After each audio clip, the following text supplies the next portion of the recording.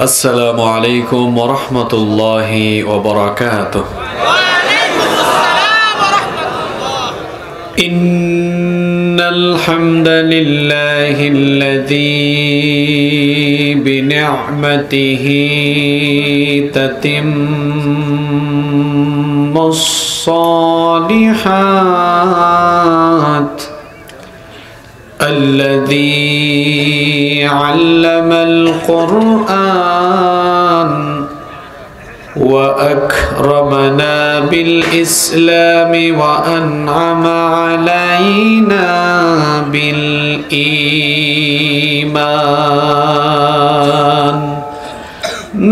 نستغفره ونتوب إليه، وأشهد أن لا إله إلا الله وحده لا شريك له، وأشهد أن سيدنا وسندنا وحبيبنا وطبيبنا وطبيب أرواحنا محمدًا عبد الله ورسوله، أرسله بالحق بشيرا ونذيرا وداعيا إلى الله بإذنه وسراجا وقمرا منيرا. أما بعد، فقد قال الله تعالى في كلامه المجيد وفي فرقانه الحميد: أعوذ بالله من الشيطان الرجيم. بسم الله الرحمن الرحيم. إن الله وملائكته يصلون على النبي يا أيها الذين آمنوا صلوا عليه وسلموا تسليما. এই অপারেটর মাইকে একটু আওয়াজ হয় কেন?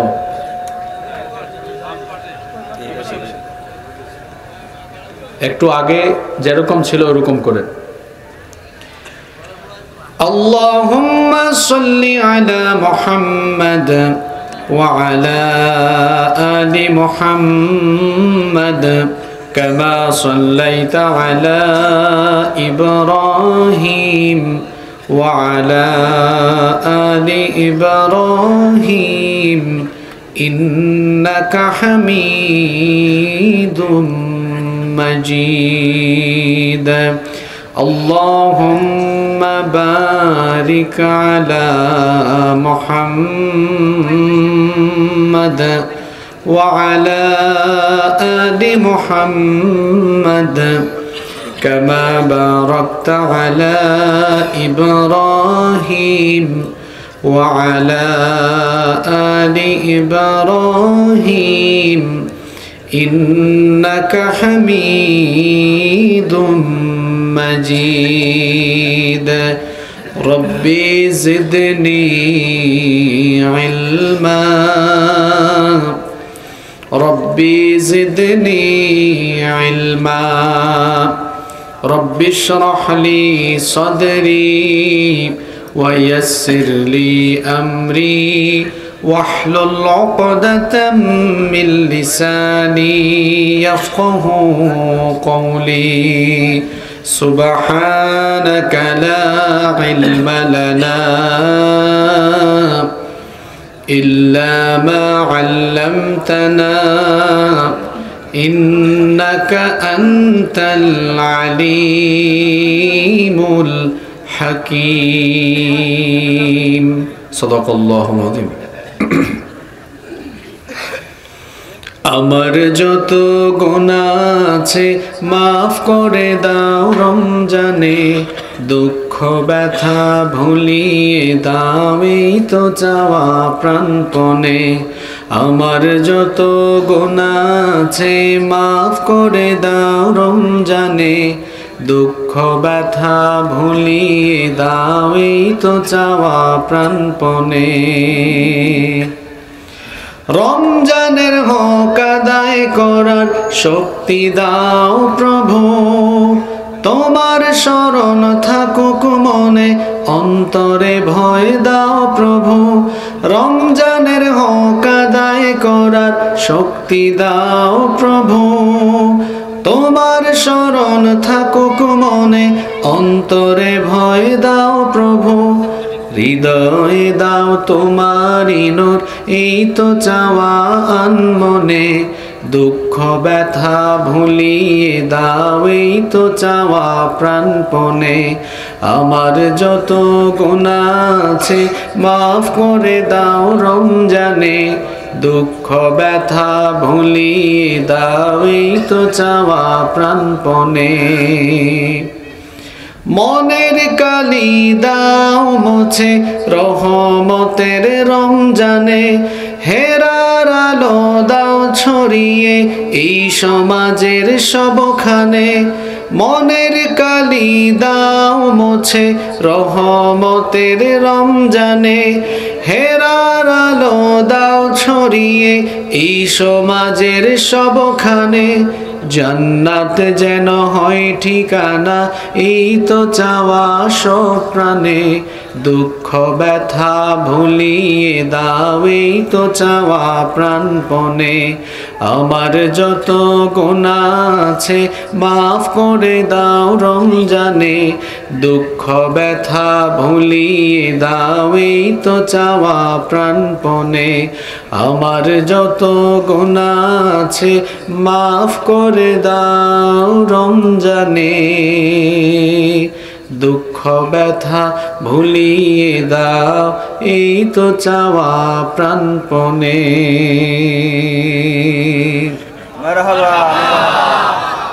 বাংলাদেশের ঐতিহ্যবাহী জেলা খুলনা জেলার ডুমুরিয়া উপজেলার অন্তর্গত রোদাঘড়া হদের আমতলা জামে মসজিদ ও ইসলামী যুব সমাজের যৌথ ব্যবস্থাপনায় আয়োজিত আজকের এই বার্ষিক তাফসিরুল কোরআন মাহফিলের সমাপনী অধিবেশনের মোহতারাম শ্রদ্ধাভাজন সভাপতি বিশিষ্ট আলেমে দ্বীন রোদাঘড়া হদের আমতলা জামে মসজিদের সম্মানিত ইমাম ও খতিব হযরত মাওলানা মুহাম্মদ জিয়াউল হক আতালাল্লাহু আমরাহু ওয়া বারাকাল্লাহু ফি হায়াতিহি। আমরা সবাই পড়ি আমিন। মাহফিলে আমার আগে কোরআন সুন্নাহর আলোকে অত্যন্ত তথ্যবহুল আলোচনা পেশ করেছেন নলিয়ান কেন্দ্রীয় জামে মসজিদের সম্মানিত ইমাম ও খতিব হাফেজ মাওলানা মুহাম্মদ মাসুম বিল্লাহ। আল্লাহ তাআলা তাকে হায়াতান তয়্যিবা সিহাতান কুল্লিয়া দান করেন। আমরা সকলে পড়ি আমিন। আজকের মাহফিলের সম্মানিত আমন্ত্রিত অতিথিবৃন্দ, খুলনা ডুমুরিয়া উপজেলা পরিষদের সুযোগ্য সুদক্ষ চেয়ারম্যান জনাব মোহাম্মদ গাজী এজাজ আহমেদ, ৩ নং রোদাঘড়া ইউনিয়ন পরিষদের চেয়ারম্যান জনাব গাজী তৌহিদুজ্জামান, বিশিষ্ট ব্যবসায়ী ও ব্যাংক কর্মকর্তা ঝিনাইদহ মোহাম্মদ আব্বাস আলম, রায়ের মহল হরিণটানা এর স্বত্বাধিকারী জনাব শেখ ওমর ফারুক, বিশিষ্ট ব্যবসায়ী ও সমাজসেবক জনাব খান কামরুল ইসলাম। আল্লাহ তাআলা সকলকে দ্বীনের জন্য কোরআনের জন্য কবুল করে নেন। আমরা সবাই পড়ি আমিন। মঞ্চের ডানে বামে বসে আছেন অত্র এলাকার সম্মানিত এবং বিশিষ্ট ব্যক্তিবর্গ, আমার সামনে বসা পিতৃতুল্য সম্মানিত মুরব্বিয়ানে আযম, যুগে যুগে আল্লাহর জমিনে আল্লাহর দ্বীন প্রতিষ্ঠায় যারা অগ্রসেনানীর ভূমিকা পালন করেছেন। আমার কলিজার টুকরা প্রিয় যুবক, তরুণ এবং ছাত্র ভাইয়েরা, পর্দার আড়াল থেকে শ্রবণরতা সম্মানিতা মা এবং বোনেরা, উপস্থিত মিডিয়ার প্রিয় কর্মী এবং সাংবাদিক ভাইয়েরা, প্রশাসন এবং গোয়েন্দা সংস্থার সম্মানিত ভাইয়েরা, প্রিয় ডুমুরিয়া তথা আমার প্রিয় খুলনাবাসী, আপনারা সবাই কেমন আছেন?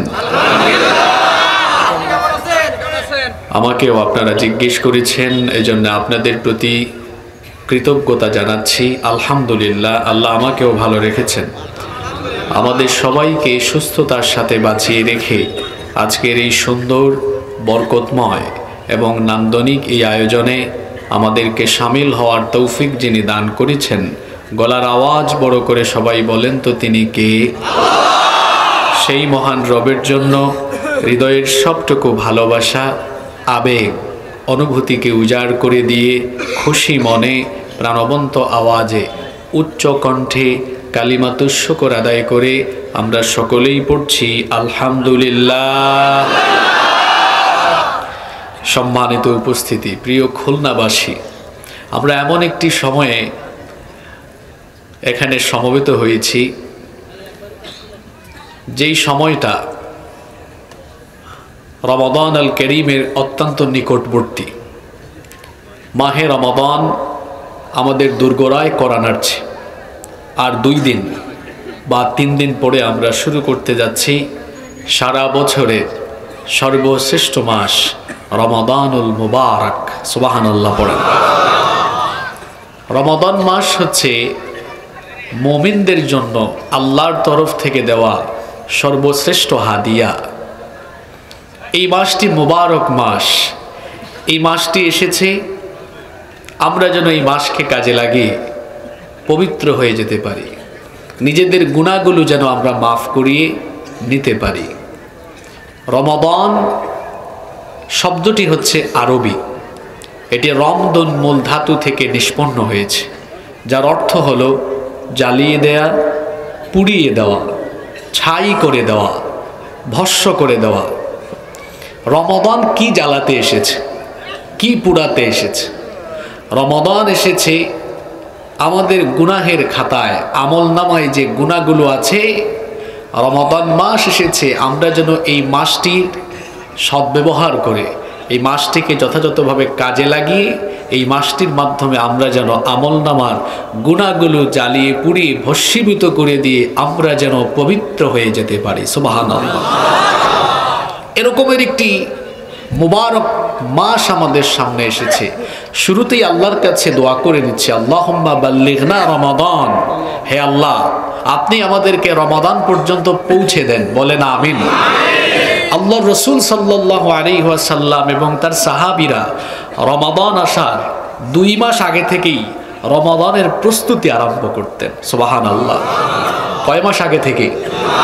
2 মাস আগে থেকে। কিসের প্রস্তুতি? ইবাদতের প্রস্তুতি। কিসের প্রস্তুতি? এই মাসকে সিয়াম, কিয়াম, কোরআন চর্চা করে কাটিয়ে দেওয়ার প্রস্তুতি। অবশ্য আমরাও এখন রমাদান আসার আগে প্রস্তুতি নেই। প্রস্তুতি কেমন? যারা ব্যবসা করে, কি করে তারা খাদ্য গুদামজাত করে দাম বাড়াবে, তারা এটার প্রস্তুতি নেয়।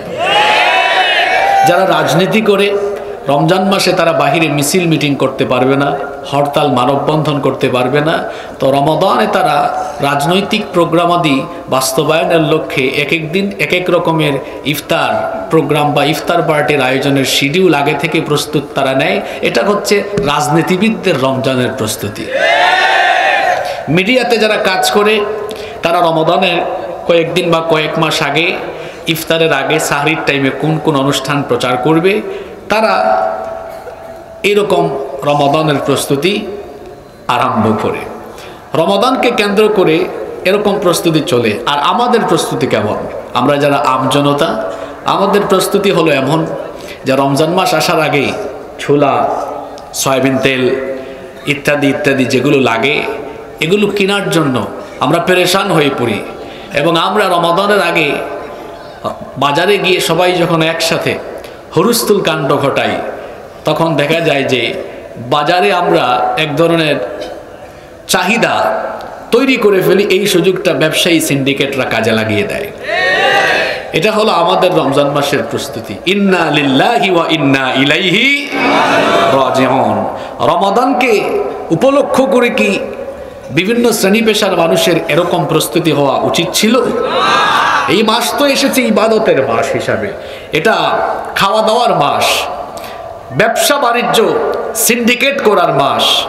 এই মাস অন্যান্য আজে বাজে চিন্তা চেতনার মাস হিসাবে তো আসে নাই। এই মাস এসেছে ইবাদত বন্দেগীর মাস হিসাবে কাজে লাগানোর জন্য। এই মাসটিকে আপনি কেমন ইজ্জত দেন চিন্তা করুন তো। আল্লাহ তাআলা এই মাসকে কত ইজ্জত দিয়েছেন, আল্লাহ এই মাসকে কত সম্মান দিয়েছেন। শোনেন, এই মাসটিকে আল্লাহ রাব্বুল আলামিন এমন ইজ্জত দিয়েছেন, এই মাসটিকে আল্লাহ তাআলা এত সম্মান দিয়েছেন।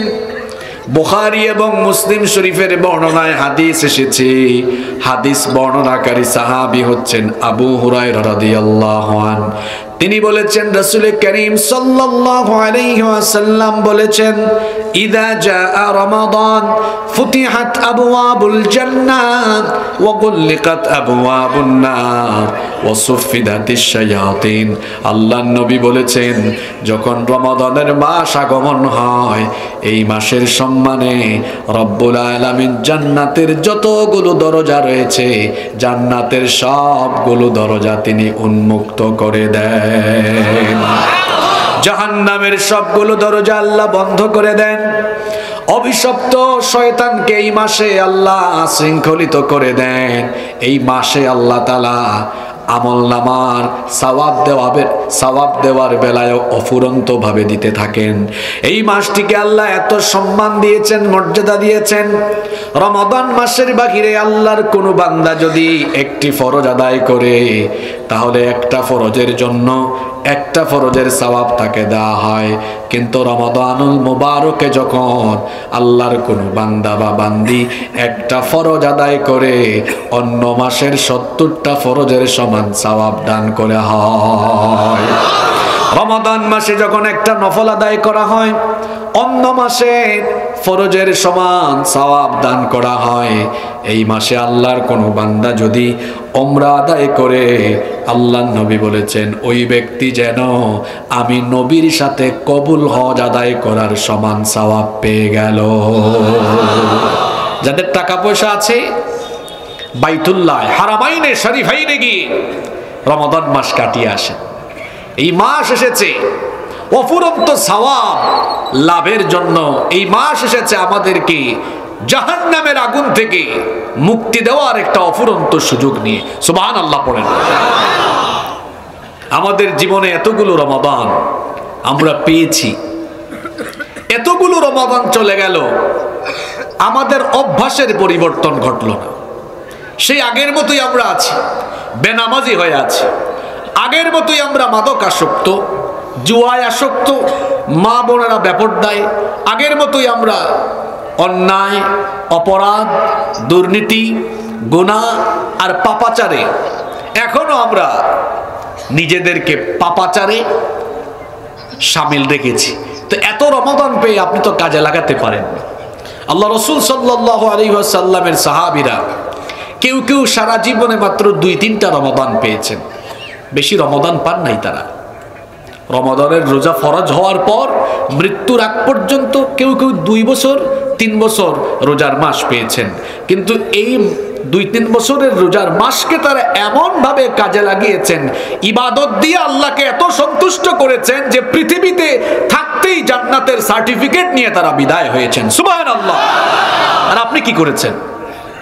আপনার জীবনে বালেগ হওয়ার পর থেকে নিয়ে আজ পর্যন্ত কেউ 8টা, 10টা, 20টা, 30টা, 40টা, চাচাদের মধ্যে কেউ কেউ 50 বছরের 50টা রমজান মাস পেয়েছে। কই? অভ্যাসের তো কোনো পরিবর্তন ঘটলো না। তো এত রমাদান জীবনে এসেছে, চলে গিয়েছে। আমি তো এই রমাদানকে আমার আত্মশুদ্ধির মাস, আমার নিজের জীবন পরিবর্তনের মাস হিসাবে কাজে লাগাতে পারলাম না। রমাদান মাস একদিকে যেমন আসে নাজাতের বার্তা নিয়ে, তেমনি ভাবে আবার রমাদান মাস আসে কিছু মানুষের জন্য ধ্বংসের বার্তা নিয়ে। আল্লাহর নবী বলেছেন, রগিমা আনফু রাজুলিন, ওই ব্যক্তির নাক ধুলায় দূষিত হয়ে যাক, ওই ব্যক্তির উপর লানত, ওই ব্যক্তি ধ্বংস হয়ে যাক। জিজ্ঞেস করা হলো কোন ব্যক্তি? নবীজি বললেন দাখালা আলাইহি রমাদান ফালাম ইগফার লাহু, সেই ব্যক্তি যেই ব্যক্তির কাছে রমাদান মাস আসলো, এই মাসটিকে পূর্ণাঙ্গ ইজ্জত দিতে পারল না, মাসটির কদর করতে পারল না, এই মাসে ইবাদত বন্দেগী করে আল্লাহর কাছ থেকে যারা ক্ষমা লাভ করতে পারল না, ওই ব্যক্তির উপরে লানত দিয়েছেন মুহাম্মদ। সবাই পড়েন সাল্লাল্লাহু আলাইহি ওয়াসাল্লাম। আবার এই রমজান মাস কিছু মানুষের জন্য মুক্তির মাস, কিছু মানুষের জন্য এই মাস হলো নাজাতের মাস, কিছু মানুষের জন্য এই মাস হলো জান্নাত উপযোগী জীবন গঠন করার মাস। যাদের ব্যাপারে হাদিস এসেছে বুখারীতে, নবীজি বলেছেন মান সামা রমাদানা ঈমানান ওয়া ইহতিসাবান গুফিরা লাহু মা তাকদ্দামা মিন যামবি, যে ব্যক্তি ঈমান আর ইহতিসাবের সাথে নিজেকে সংশোধনের উদ্দেশ্যে এই রমাদানুল মুবারকের সিয়ামগুলো কমপ্লিট করে, সিয়ামের মাসটিকে যারা যথাযথভাবে কাজে লাগায়, আল্লাহ তার পিছনের সকল গুনাহগুলোকে মাফ করে দেয়। এই দুইটা হাদিস শুনে আপনারা কি বুঝলেন? প্রথমে যে হাদিসটা শোনালাম, এই হাদিস মেসেজ দিচ্ছে আমাদেরকে যে এই মাসটি কিছু কিছু মানুষের জন্য ধ্বংসের মাস। পরবর্তী হাদিস বললাম এই মাসটি কিছু কিছু মানুষের জন্য মুক্তির মাস।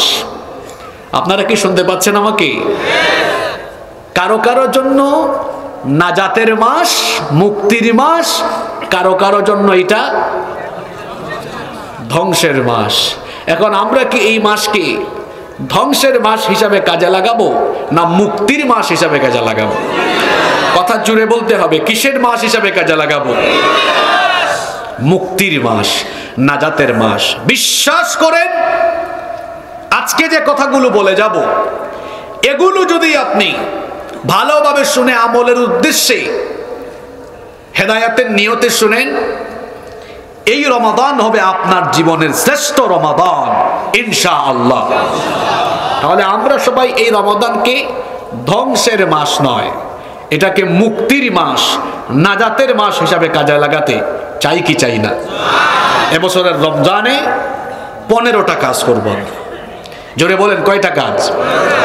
এই 15টা কাজ আমরা করব এই রমাদান।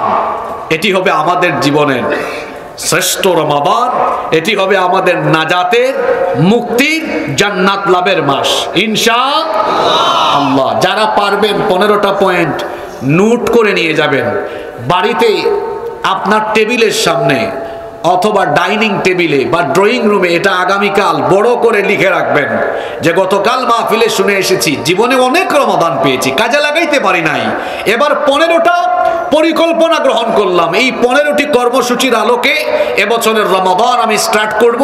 এই 15টি কর্মসূচি যদি রমাদানের স্টার্টিং থেকে এন্ডিং পর্যন্ত বাস্তবায়ন করতে পারি, এই রমাদানের শেষ রমাদানে দেখবেন আপনার জীবন পরিবর্তন হয়ে যাবে, আপনি এক জান্নাতি জীবনের গন্ধ পাবেন ইনশাআল্লাহ। 1 নাম্বার, 5 ওয়াক্ত নামাজ মসজিদে গিয়ে জামাতের সাথে আদায় করা। আপনার হয়তো জীবনের অতীতে জামাতে নামাজ পড়ার অভ্যাস তৈরি করতে পারেন নাই। রমজান তো এসেছে ট্রেনিং এর মাস হিসাবে, সিদ্ধান্ত নিন 1লা রমাদানে শুরু করব, শেষ রমাদান পর্যন্ত পুরা মাস 1 ওয়াক্ত জামাত আমি কাজা করব না। এই যে জামাতের অভ্যাস তৈরি হবে, এরপরে মরার আগের মুহূর্ত পর্যন্ত এই অভ্যাস নিজের মধ্যে আমরা ধরে রাখবো ইনশাআল্লাহ। এখন কোনো আমল একদিনে করতে পারবেন না, আগে এটা ট্রেনিং, প্রশিক্ষণ নিতে হয়। এই প্রশিক্ষণের মাস হলো রমাদান। 5 ওয়াক্ত নামাজ 1 ওয়াক্ত আমরা কাজা করব না, পারবেন না ইনশাআল্লাহ? মা বোনদেরকেও বলছি সাহরি আর ইফতার বানানোর ব্যস্ততায় যেন নামাজ কাজা না হয়। আমার যুবক ভাইদেরকে বলছি, ভাইয়েরা, রোজা হলো 1 ফরজ, প্রতিদিন নামাজ 5 ওয়াক্ত। কয় ফরজ? 5 ফরজ। অনেকে আছে একটা আদায় করতে গিয়ে 5টা আদায় করে না। কি বলেন, এরকম আছে না নাই? খবরদার, নামাজ কাজা করা যাবে না। ইসলামের সবচাইতে বড় ইবাদত রোজা না নামাজ? জোরে বলেন। এটাকে বলা হয় রাসুল ইবাদাহ, আরবিতে বলা হয় রাসুল ইবাদাহ, ইবাদতের মাথা, ইবাদতের মগজ। সর্বোচ্চ ইবাদত হলো নামাজ। ঈমান আনার পরেই একজন মানুষের জন্য দায়িত্ব হলো সালাত আদায় করা। রমাদানকে ইফেক্টিভ করার জন্য, রমাদানকে যথাযথভাবে কাজে লাগানোর জন্য 5 ওয়াক্ত নামাজের জামাত ঠিক করবেন। জামাত যেন কোনোভাবেই কাজা না হয়ে যায়। নামাজের ব্যাপারে যত্নবান হয়ে যাবেন। 5 ওয়াক্ত নামাজের আমল নিজের মধ্যে এমন ভাবে সাজাবেন যাতে করে কোনো নামাজের জামাত আপনার কাছ থেকে ছুটে না যায়। একেবারে তাকবীরে উলার সাথে, তাকবীরে উলা বুঝেন তো, প্রথম তাকবীর যখন ইমাম সাহেব নামাজ আরম্ভ করেন ওইটা যেন আপনার ছুটে না যায়। তাকবীরে উলার সাথে 5 ওয়াক্তের নামাজের আমল করবেন। অনেকে আছে সাহরি খাওয়ার পরে এত বেশি খায়, খাওয়ার পরে আর মসজিদে যায় না, বাসার ভিতরই কাজ কমপ্লিট, 2 রাকাত পরে ঘুমায়া যায়। এমন ভাই আছে না নাই? জোরে বলেন আছে না নাই? একাকী নামাজ আদায়ের চাইতে জামাতে নামাজ আদায়ের মধ্যে 27 গুণ বেশি সওয়াব রয়েছে। সুবহানাল্লাহ। আর নামাজ তো জামাতের সাথেই ফরজ করা হয়েছে। এজন্য রব্বুল আলামিন কোরআনুল কারীমে বলছেন, ওয়া আকিমুস সালাতা ওয়া আতুজ যাকাতা ওয়ারকাউ মা'আর রাকিঈন। আর সালাত কায়েম করো এবং যাকাত দাও, আর যারা রুকু করে তাদের সঙ্গে রুকু করো। জামাতে নামাজের এত মর্যাদা, জামাতে নামাজের এত গুরুত্ব শুনেন। আল্লাহর নবী বলেছেন, আজান হওয়ার পরে যারা ঘরে নামাজ আদায় করে ফেলে, আমার মন চায়, আমার ইচ্ছে হয় কাঠ সংগ্রহ করে আমি তাদের ঘরগুলো জ্বালায়া শেষ করে দিই, পোড়ায়া দেই। যদি ওই ঘরের মধ্যে মহিলা আর শিশু না থাকতো, আমার মনটা চায় এদের ঘর আমি জ্বালায়া শেষ করে দিই। তাহলে বলেন তো জামাতে নামাজের প্রতি গুরুত্ব কম না বেশি? আল্লাহর নবীর কাছে এক অন্ধ সাহাবী এসেছেন, চোখে দেখেন না। তিনি এসে বললেন, ওগো আল্লাহর নবী, আমি তো অন্ধ মানুষ, চোখে দেখি না, অন্যের সাহায্যে আমি চলাফেরা করি। আজান হয়ে যাওয়ার পরে মসজিদে আসার জন্য সব সময় আমি লোকজন পাই না। যখন লোকজন পাই তখন আমি আসি, না পেলে অসুবিধা হয়ে যায়, আমি মুসিবতে পড়ে যাই। এখন জামাতে নামাজ থেকে আমাকে রুখসত দেওয়া যায় কিনা, আমি অন্ধ মানুষ হিসাবে আমাকে ছাড় দেওয়া যায় কিনা? নবীজি বললেন, তুমি যেহেতু অন্ধ মানুষ, চোখে দেখো না, নামাজে আসার জন্য, মসজিদে আসার জন্য সব সময় লোকজন পাও না, তো ঠিক আছে, যখন পাও না মসজিদে আসিও না।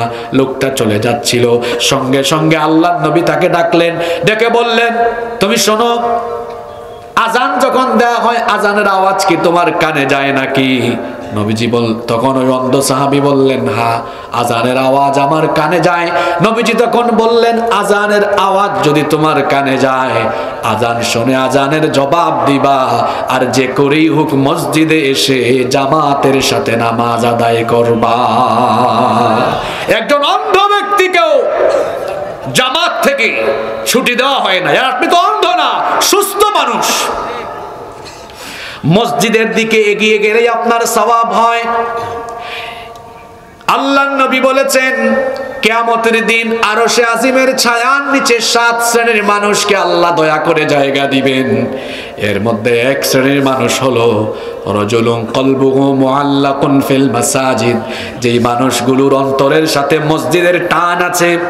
মসজিদ যাদের অন্তরে ঝুলে থাকে, অর্থাৎ মসজিদের সাথে যার মহব্বত আছে, যারা ফজর আজান হলো মসজিদে চলে গেল, নামাজ থেকে বের হয়ে জোহরের নামাজের জন্য অন্তরের টান, অন্তরের এক ধরনের টান তার নামাজের জন্য সৃষ্টি হয়। এইরকম যারা 5 ওয়াক্ত নামাজের জন্য মসজিদের সাথে অন্তরকে সম্পৃক্ত করে ফেলে, ওই ব্যক্তিদেরকে কিয়ামতের দিন আরশের ছায়ার নিচে যিনি জায়গা দিবেন, জোরে বলেন তিনি কে? মসজিদে জামাতে যাবেন তো? শয়তান বিভিন্ন কায়দায় আমাদেরকে ধোঁকা দেয়। আমাদের সবচেয়ে বড় দুশমনকে জোরে বলেন। এই শয়তানের বয়স আপনাদের চেয়ে কম না বেশি? শয়তানের বুদ্ধি কয়টা মন্ত্র? তিনটা মন্ত্র পড়ে তিনটা গিরা লাগায়। আপনারা গিরা বলেন না গিট্ট বলেন? গিরা লাগায়, প্রত্যেকটা গিরায় সে এই মন্ত্র পড়ে, রাত অনেক লম্বা, তুই আরাম করে ঘুমা। যখন ফজরের আজান হয়ে যায়, এই ব্যক্তি যেন মসজিদে না যায়, শয়তান তখন তারে ভালো করে আরাম পাড়ায়, বলে ঘুমা ঘুমা ঘুমা, নামাজে যাস না। ওইদিকে মুয়াজ্জিন সাহেব ঘোষণা দিয়েছেন, আসসালাতু খায়রুম মিনান নাওম, ঘুমের চাইতে নামাজ উত্তম। আর এদিকে শয়তান বলে নামাজের চাইতে ঘুম উত্তম। আল্লাহর নবী বলেছেন, শয়তান যে ঘুমানোর সময় তিনটা গিরা লাগালো, ওই ব্যক্তি যদি শয়তানের ধোঁকায় না পড়ে সে যদি ঘুমের থেকে উঠে যায়, ঘুম থেকে উঠে বিছানা থেকে যদি শরীরটা তুলতে পারে, সাথে সাথে শয়তানের লাগানো 1 নাম্বার গিরাটা ছুটে যায়। সুবহানাল্লাহ।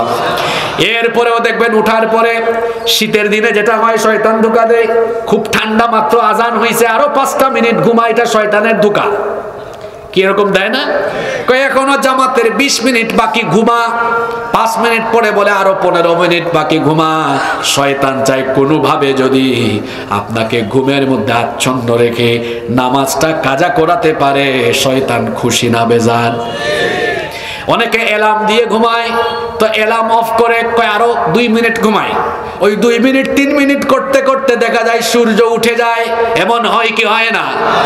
আল্লাহর নবী বলেছেন, শয়তান তো গিরা দিয়েছে, গিরা ছুটাতে হলে অলসতা ঝেড়ে ফেলো, বিছানা থেকে উঠে যাও, তাহলে শয়তানের লাগানো 1 নাম্বার গিরা শেষ। এরপরে যখন বান্দা নামাজের জন্য ওযু করতে যায়, শয়তানের লাগানো 2 নাম্বার গিরাটাও ছুটে যায়। সুবহানাল্লাহ। বাকি আছে আর কয়টা? এরপরে বান্দা যখন জামাতে দাঁড়িয়ে যায়, শয়তানের লাগানো ওই 3 নাম্বার গিরাটাও ছুটে যায়। রমজান মাসে আমরা 2টা গিরা ছুটাইতে পারি, 3 নাম্বারটা পারি না। অনেকে খাইতে খাইতে এমন হয়, মসজিদে যাবে, আসার অবস্থা তার থাকে না, ঘুমায় যায়, একদম কাইত হয়ে যায়। এত খাওয়া খাইতে কে বলেছে আপনাকে? পরিমিত খান, পেটের 1 ভাগ একদম খালি রাখেন, হালকা থাকবেন। এত রাক্ষসের মতো খাইতে কে বলেছে আপনাকে? মানুষ শুধু না খাইলে মরে না, বেশিরভাগ ক্ষেত্রে অতিরিক্ত খাওয়া দাওয়ার কারণে মানুষ মরে। খাবার দাবার কন্ট্রোল করেন। 3 নাম্বার গিরাটা ছোটাইতে পারি না, জামাতে যাইতে পারি না। এটা কোনো হাদিস নয়, আগেই বলে নিচ্ছি, এটা আমাদের পূর্ববর্তী বুজুর্গদের বলা একটা কিচ্ছা। একবার ফজরের সময় এক ব্যক্তি ঘুম থেকে উঠেছে, তারপরে অজুও করে ফেলেছে। রাতের বেলা গুড়ি গুড়ি বৃষ্টি হয়েছে। গুড়ি গুড়ি বৃষ্টি বুঝেন তো আপনারা? হালকা হালকা বৃষ্টি হয়েছে। শয়তান ওই লোকটাকে ঘুম থেকে উঠার সময় ধোঁকা দিয়েছে, কাজ হয় নাই। অজুও করে ফেলেছে, এখন দেখতেছে এই লোক চলে যাবে কোথায়? মসজিদে। ধোঁকা দিচ্ছে, দেখো প্রত্যেক দিনই তো মসজিদে যাও, বৃষ্টি হয়েছে, রাস্তায় কাদা আছে, পা পিছলে পড়ে যেতে পারো, কষ্ট হবে তোমার, মসজিদে যাওয়ার দরকার নাই, ঘরে নামাজটা পড়ে আজকে ঘুমায় যাও। এই লোক, তার মধ্যে শয়তানের ধোঁকা প্ররোচনা কাজ করতেছে না, সে ডিসিশন নিয়েছে মসজিদে যাবেই যাবে। মানুষের সুরত ধরে শয়তান তার দরজার সামনে দাঁড়িয়েছে, দাঁড়িয়ে বলতেছে, দেখো রাস্তায় কাদা আছে, তুমি এত কষ্ট করে মসজিদে যাওয়ার দরকার নেই, আমার কাঁধে উঠো, আমি তোমাকে কাঁধে নিয়ে মসজিদে দিয়ে আসবো। আপনারা ভাবতে পারেন, হুজুর শয়তানের এত দরদ আসলো কেন যে সে কাঁধে তুললা মসজিদ পর্যন্ত দিবে? শয়তান দেখলো এই লোকটাকে জামাত থেকে দূরে রাখা যাবে না, জামাতের সওয়াব তো পাবে, কিন্তু হাদিসে এসেছে কোন ব্যক্তি যখন মসজিদ থেকে তার বাড়ি থেকে বের হয়ে মসজিদ পর্যন্ত হেঁটে হেঁটে যায়, প্রতিটা পদক্ষেপে কদমে কদমে আল্লাহ তার আমলনামায় সওয়াব দেন। অন্তত এই সওয়াব থেকে তারে বঞ্চিত করি? শয়তানের কথা হইল তুই কাঁধের উপর উঠে যা, তোরে হেঁটে হেঁটে যাওয়াবো না। কিয়ামতের দিন দরকার কি? টাকা পয়সা না নেকি? এই শয়তান কি চায় আমি আপনি নেকি কামাই? জোরে বলেন চায়? আমি আগেই বলে নিয়েছি, এটা কোনো হাদিস নয়, এটা আমাদের পূর্ববর্তী বুজুর্গদের বলা কোন একটা ঘটনা, এবং এটা নামাজের জামাতের প্রতি গুরুত্ব বা উৎসাহ প্রদানের লক্ষ্যেই এই ঘটনাটা আপনাদের সাথে শেয়ার করেছি। এটা আমাদের জীবনের সাথে মিল আছে। এই যে সাহরি খাওয়ার পরে শয়তান ধোঁকা দিয়ে দিবা আপনাকে, ঘুমায় যান, সকালে অফিস আছে, ব্যবসা আছে, ঘুমাই যান। এই ধোঁকায় যেন আমরা না পড়ি। এই রমাদানকে ইফেক্টিভ করার জন্য আমাদের প্রথম পরিকল্পনা, এই রমাদানের এক ওয়াক্তের নামাজও তাকবীরে উলা ছাড়া মিস হবে না। তাকবীরে উলার সাথে আমরা নামাজ আদায় করব। রাজি আছেন সবাই? কারা কারা রাজি একটু হাত তুলে আল্লাহরে দেখান। মাশাআল্লাহ, মাশাআল্লাহ, হাতগুলো নামান, আল্লাহ সবাইকে কবুল করেন। দুই নাম্বার, আমরা সাহরি খাওয়ার জন্য উঠি সবাই। কি বলেন, সাহরি খাওয়ার জন্য উঠি না? সাহরি খাওয়ার জন্য উঠেন তো সবাই? সাহরি খাওয়ার জন্য যেহেতু উঠবেনই, আপনি 30 মিনিট 1 ঘন্টা আগে উঠে যান। মা বোনরাও শুনছেন মহিলা প্যান্ডেল থেকে, আপনাদেরকেও বলছি, সাহরি খাওয়ার ভোর রাতে আপনারা তো অনেকে রান্না বান্না করেন, একটু আগে উঠেন, 1 ঘন্টা আগে উঠে তাহাজ্জুদের নামাজে দাঁড়িয়ে যান। সুবহানাল্লাহ। সারা বছর আমরা অনেকে এই তাহাজ্জুদ পড়তে পারি না। রমজান মাসে একটা সুযোগ আছে, যেহেতু ভোর রাতে সাহরি খাওয়ার জন্য উঠতেই হয়, ওই সময়টাকে আসুন কাজে লাগাই। 30 মিনিট বা 1 ঘন্টা আগে উঠে তাহাজ্জুদের নামাজে দাঁড়াই। তাহাজ্জুদের নামাজ ফরজ নামাজের পরে আল্লাহর কাছে সবচাইতে পছন্দের নামাজ। সুবহানাল্লাহ পড়েন। আমরা নবীজিকে ভালোবাসি কম না বেশি?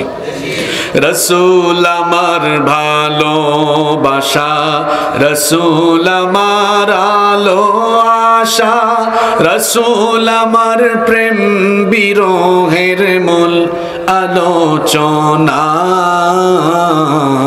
রাসূল আমার কাজে কর্মে অনুপ্রেরণা।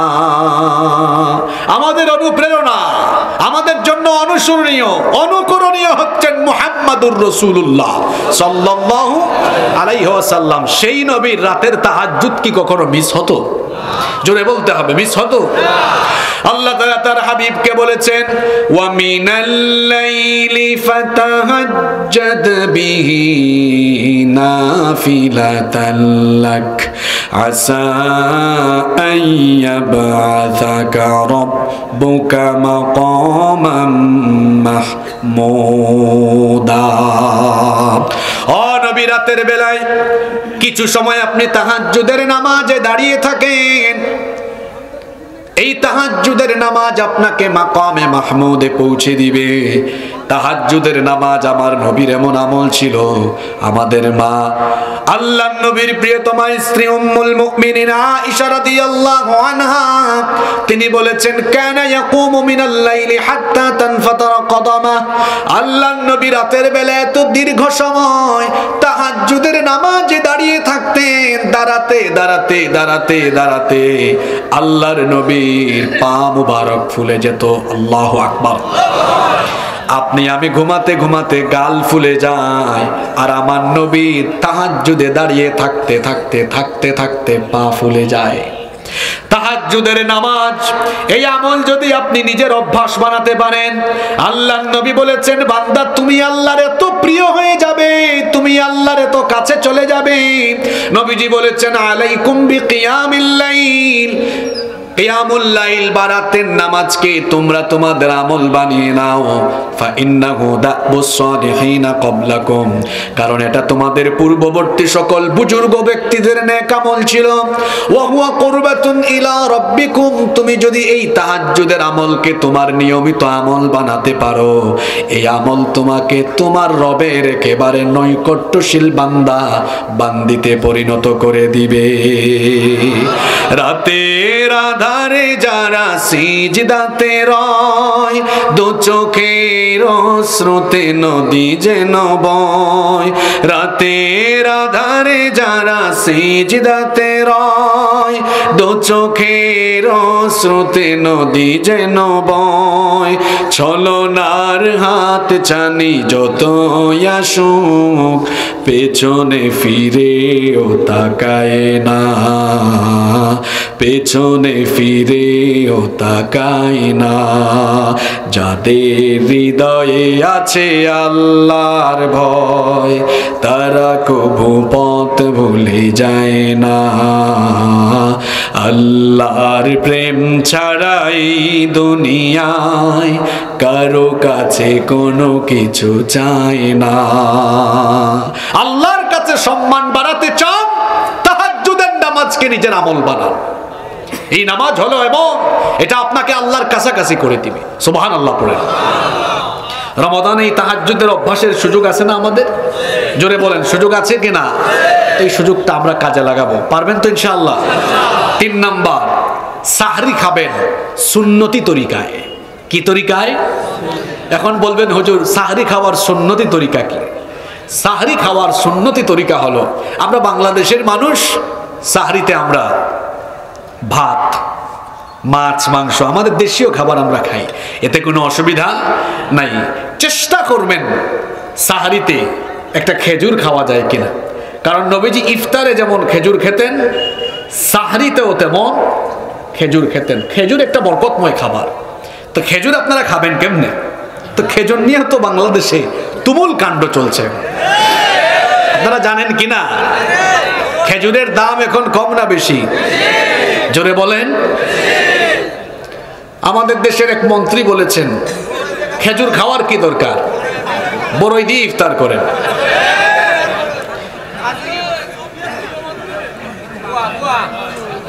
আচ্ছা আপনারা শোনেন আমি কি বলি আগে। আপনি এই কথা বলে কিন্তু 90% মুসলমানদের মনে আঘাত দিয়েছে। মূল কথা হলো আপনি আপনার ব্যর্থতাকে আড়াল করার জন্য এই কথাটা বলেছেন। আপনার ব্যর্থতা হলো আপনার রিজার্ভ নাই,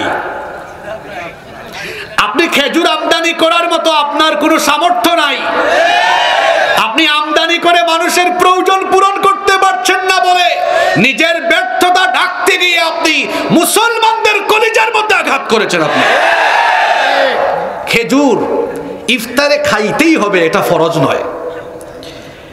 আল্লাহর রাসূল খেজুর থাকলে খেজুর দিয়ে ইফতার করতেন, নইলে পানি দিয়ে ইফতার করতেন। তা আপনি বলতে পারতেন যে দেখুন বৈশ্বিক পরিস্থিতির কারণে যতটা আমদানি করা দরকার ততটা আমদানি করতে পারছি না, যারা আমরা পারি আমরা খেজুর দিয়ে ইফতার করব। হয়তো এই বছর আমাদের ক্রাইসিস আছে, না থাকলে আমরা পানি দিয়ে ইফতার করব, এটাও তো সুন্নত। এভাবে বলতে পারতেন, কথার মধ্যে শালীনতা রাখতে পারতেন। আপনি বলেছেন বড়ই দিয়ে ইফতার করলে হতে হয়। তো আল্লাহর রসুলের সময় বড়ই ছিল না? কি বলেন, বড়ই ছিল না? নবীজি খেজুর খাইতেন কেন? এটা এই খেজুরের অনেক পুষ্টি গুণাগুণ আছে। আজকের চিকিৎসা বিজ্ঞানও বলছে যে সারাদিন আমরা উপবাসে থাকি, সিয়াম সাধনা করে যখন আমরা ইফতারের সময় একটা খেজুর খাই, এরপরে পানি খাই, পানি পান করি, সারাদিনের সকল দুর্বলতা, রুক্ষতা, শুষ্কতা সব চলে যায়। সুবহানাল্লাহ। তো খেজুর আপনি আমদানি করতে পারেন না, এটা আপনার বা আপনার সরকারের ব্যর্থতা। আপনার ব্যর্থতা স্বীকার করুন আপনি। আর শুধু খেজুর না, অন্যান্য জিনিসের দাম এখন কম না বেশি? আর আমার দেশে কোনো জিনিসের দাম একবার বাড়লে আর কি দেশে বাস করি আমরা? অক্টেনের দাম ছিল 130 টাকা, আপনাদের অঞ্চলে 1 টাকা আরো বেশি রাখে, 99 পয়সা, 1 টাকাও না। তো যাই হোক, এটা আবার কমানো হয়েছে কত টাকা এখন? 4 টাকা। কিন্তু যখন বাড়ানো হয়েছিল 1 লাফে কত টাকা? হ্যাঁ কে বলছে 30 টাকা? 85 টাকা থেকে 83 বা 85 টাকা মনে হয়েছিল, 83 বা 85 সম্ভবত। তো 83 বা 85 থেকে হয়েছিল কত? 130-এর উপরে হয়েছিল, পরে আবার কিছু কমছে। কত জানি প্রথমে ছিল? সয়াবিন তেলের দাম কত ছিল? 5 লিটারের দাম কত ছিল? 450 টাকায় পাওয়া যেত, বা 470-80। 1 লাফে গিয়েছে কোথায়? 950 টাকা। কমছে আর? আহা, রাস্তাঘাট, ব্রিজ, কালপাট, এটা একটা দেশের উন্নতির জন্য যেমন দরকার, তেমনি ওই দেশের মানুষকে আগে তার প্রধান মৌলিক উপাদান, মানুষের মৌলিক কিছু উপাদান আছে না? মৌলিক প্রয়োজন, উপাদান না, মৌলিক প্রয়োজন। তার মৌলিক প্রয়োজনের প্রথমটা কি? জোরে বলেন। আমার জনগণ যদি না খেয়ে মইরা যায়, খাইতে না পারে, আমি রাস্তাঘাট দিয়ে কি করব? আগে মানুষের ঘরে ঘরে, আগে মানুষের ঘরে ঘরে সুলভ মূল্যে খাদ্য পৌঁছানোর ব্যবস্থা করুন, এরপরে উন্নয়ন কল্যাণের কথা বলুন। মানুষটা খাওয়ান আগে, না খেয়ে মরে গেলে কেমনে হবে? কি আমার কথায় কি বেজার হলেন নাকি? 1000 টাকা নিয়ে বাজারে গেলে এখন আপনার ঘরের 2 বেলার খাবার আনতে পারবেন আপনি? অসম্ভব, এটা সম্ভবই না। আপনি বড় বড় কথা বলেন, আপনার আলগা পয়সা আছে, তো সবার তো আলগা পয়সা নাই। আলগা পয়সা বুঝেন আপনারা? আচ্ছা, বুঝলে ভালো। আমাদের দেশের আরেকজন দেখলাম খুব ভেটু দিয়েছেন, আবার খুব তুই করেছেন। তুই খেজুর খাবি আর আমরা বড়ই খাবো? আরে বাপ রে বাপ, এই লোকটার এখন কিছু নাই তো, এই জন্য এত বড় বড় কথা বলে। আগে এরকম কথা বলতো না, ঠিক কিনা বলেন? যে মন্ত্রী বক্তব্য দিয়েছেন তাকে বলবো, আপনি 24 ঘন্টার মধ্যে এদেশের মুসলমানদের কাছে ক্ষমা চান। ক্ষমা চাইতে হবে আপনাকে। আপনি দৃষ্টতা দেখিয়েছেন। এদেশের মুসলমানরা কেউ আওয়ামী লীগ করে, কেউ বিএনপি করে, কিন্তু নবীর সুন্নতকে সবাই ভালোবাসে। খেজুর আনতে পারেন না, এটা আপনার ব্যর্থতা। আপনার ব্যর্থতা আড়াল করতে গিয়ে মানুষদের আপনি বড়ই খাওয়াতে চান। বড়ইয়ের দাম কি কম নাকি? আমি তো জানি না বড়ইয়ের দাম কত। কম না? ও বড়ইয়ের দিনও শেষ, তো খাবে কি তাইলে? তা দেখেন আবার নতুন করে কি রেসিপি দেওয়া হয়। রেসিপির তো অভাব। আমরা সারা বছর খেজুর খাই আর না খাই, মুসলমানরা কিন্তু নবীকে ভালোবাসে। আরে এদেশের মুসলমান তো নবীকে এত ভালোবাসে, নবীর ইজ্জতের জন্য, সম্মানের জন্য এই খুলনার মানুষ প্রয়োজনে রক্ত নয় জীবন দিতে রাজি আছে। এদেশের মানুষ ইসলাম প্রিয়, দিন প্রিয়। নবীর এক একটা সুন্নাত আমাদের কাছে অনেক দামি, অনেক। আল্লাহ নবী বলেছেন, মান আহাব্বা সুন্নতি ফাকাদ আহাব্বানি, যে আমার সুন্নতকে ভালোবাসে সে যেন আমি নবীকে ভালোবাসে। ওয়া মান আহাব্বানি কানা মাই ফিল জান্নাহ, আর যে আমাকে ভালোবাসে, আমার সুন্নতকে ভালোবাসে, আমাকে যে ভালোবাসে সে আমার সাথে কিয়ামতের দিন একসাথে জান্নাতে থাকবে। তো খেজুর খাবো কেমনে আমরা? যে দাম খেজুরের, একটু ভালো খেজুর কিনতে গেলে এখন 1800-2000 টাকা লাগে, তাও পাওয়া যাইতেছে না এখন বাজারে খেজুর নেই। অথচ উচিত ছিল, এটা বাণিজ্য মন্ত্রণালয় বা শিল্প মন্ত্রণালয়ের দায়িত্ব, এটা রমজান আসার 1-2 মাস আগে থেকে আপনি প্ল্যান করবেন। আপনার দেশের 90% মানুষ মুসলমান, এই দেশের মুসলমানদের যে চাহিদা আছে এটা পূরণে আপনাকে কাজ করতে হবে। আমরা কোন জায়গায় ছিলাম মনে আছে? কয় নাম্বার পয়েন্টে? সাহরি সুন্নতি তরিকায় খাবেন, চেষ্টা করবেন আপনারা। আর সাহরি খাওয়া মিস দিবেন না। অনেক কাছে ঘুমাইতে ঘুমাইতে শেষ। শোনেন, সাহরির ব্যাপারে কিন্তু খুব সুন্দর একটা হাদিস আছে। আপনাদের কষ্ট হচ্ছে? দেখেন আল্লাহর নবী কি বলেছেন, তাসাহহারু, তোমরা সাহরি খাও, ফা ইন্না ফিস সাহুরি বারাকা, কারণ সাহরির এই খাবারের মধ্যে বরকত আছে। আল্লাহর নবী বলেছেন সাহরি একটা বরকতময় খাবার। সবাই জুড়ে বলেন, সাহরি একটা কি খাবার? এটা যে আসলে বরকতময় খাবার, আসলে আমরা একটু বাস্তবিক দৃষ্টিকোণে বোঝার চেষ্টা করি। এই যে এখন রমজান মাস না, সকালবেলা নাস্তা করলেন, দুপুরে খাবার যদি খাইতে খাইতে একটু দেরি হয়, আসরের নামাজ হয়ে যায়, মেজাজ নরম না গরম? জোরে বলেন। মেজাজ ঠিক থাকে না। আর রমজান মাসে সেই ভোর রাতে সাহরি খাওয়ার পর ইফতার হয়ে যায়, ইফতারের টাইম পর্যন্ত আমরা না খাইয়া আছি, মেজাজ তখন নরম না গরম? জোরে বলেন। ওই যে এই খাবারে বরকত আছে, সুবহানাল্লাহ পড়েন। বারাকা আরবি শব্দ, এটার অর্থ হলো কল্যাণ। ইসলামী শরীয়তের পরিভাষায় বারাকা বলা হয় এমন জিনিসকে যেটার মধ্যে আল্লাহ বিশেষ কল্যাণ দান করেন। আল্লাহর নবী বলেছেন সাহরির খাবারটা বরকতময়, এই খাবারে আল্লাহ তাআলা বরকত দান করেন। সুবহানাল্লাহ। সাহরি খাওয়ার 2টা ফায়দা। জোরে বলেন, কয়টা ফায়দা? 1 নাম্বার, সাহরি খেলে সারাদিন বরকত পাওয়া যায়, কাজে কর্মে বরকত পাবেন। কি পাবেন? আরেকটা ফায়দা আছে না? আরেকটা ফায়দা কি? আল্লাহর নবী বলেছেন, আস-সুহুরু আকলাতুন বারাকা ফালা তাদউহু ওয়ালাউ আন ইউজরা আহাদুকুম জারআতাম মিম্মা, তোমরা সাহরি খাওয়া ছেড়ে দিও না, যদি সাহরি খাবার জন্য তুমি সময় পাচ্ছ না, এমন হয় এক ঢুক পানি হলেও সাহরি খেয়ে নাও।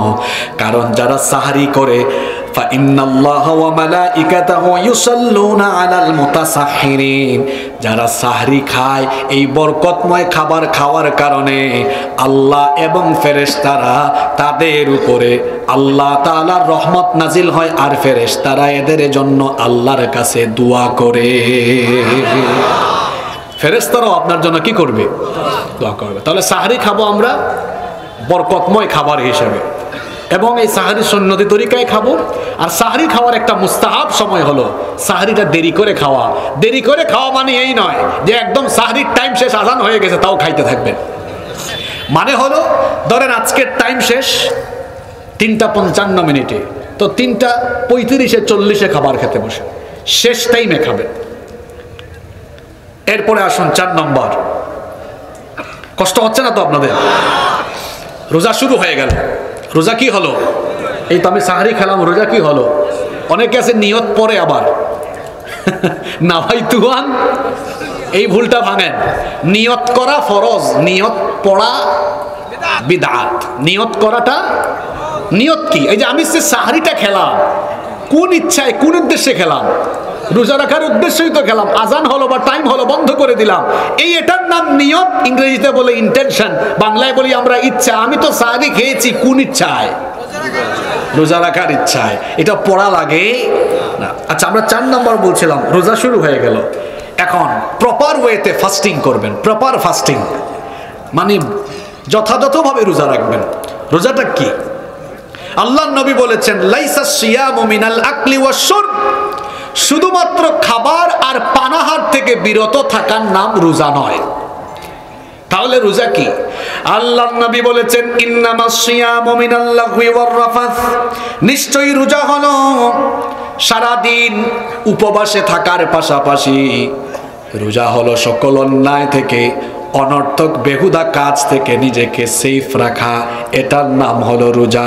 আল্লাহর নবী বলেছেন রুব্বা সাইমিন লাইসা লাহু মিন সিয়ামিহি ইল্লাল জু, এমন কিছু রোজাদার আছে যাদের রোজা উপবাসে থাকা ছাড়া আর কোনো কল্যাণ হয় না। অর্থাৎ এদেরকে আল্লাহর নবী রোজাদার বলেন নাই, বলেছেন উপবাসকারী। প্রকৃত রোজাদার কারা? আল্লাহর নবী বলেছেন প্রকৃত রোজাদার হলো তারা যারা সারাদিন উপবাসে থাকার পাশাপাশি সকল অন্যায় থেকে, গুনাহ থেকে নিজেকে বিরত রেখেছে। প্রকৃত রোজাদার হলো তারা।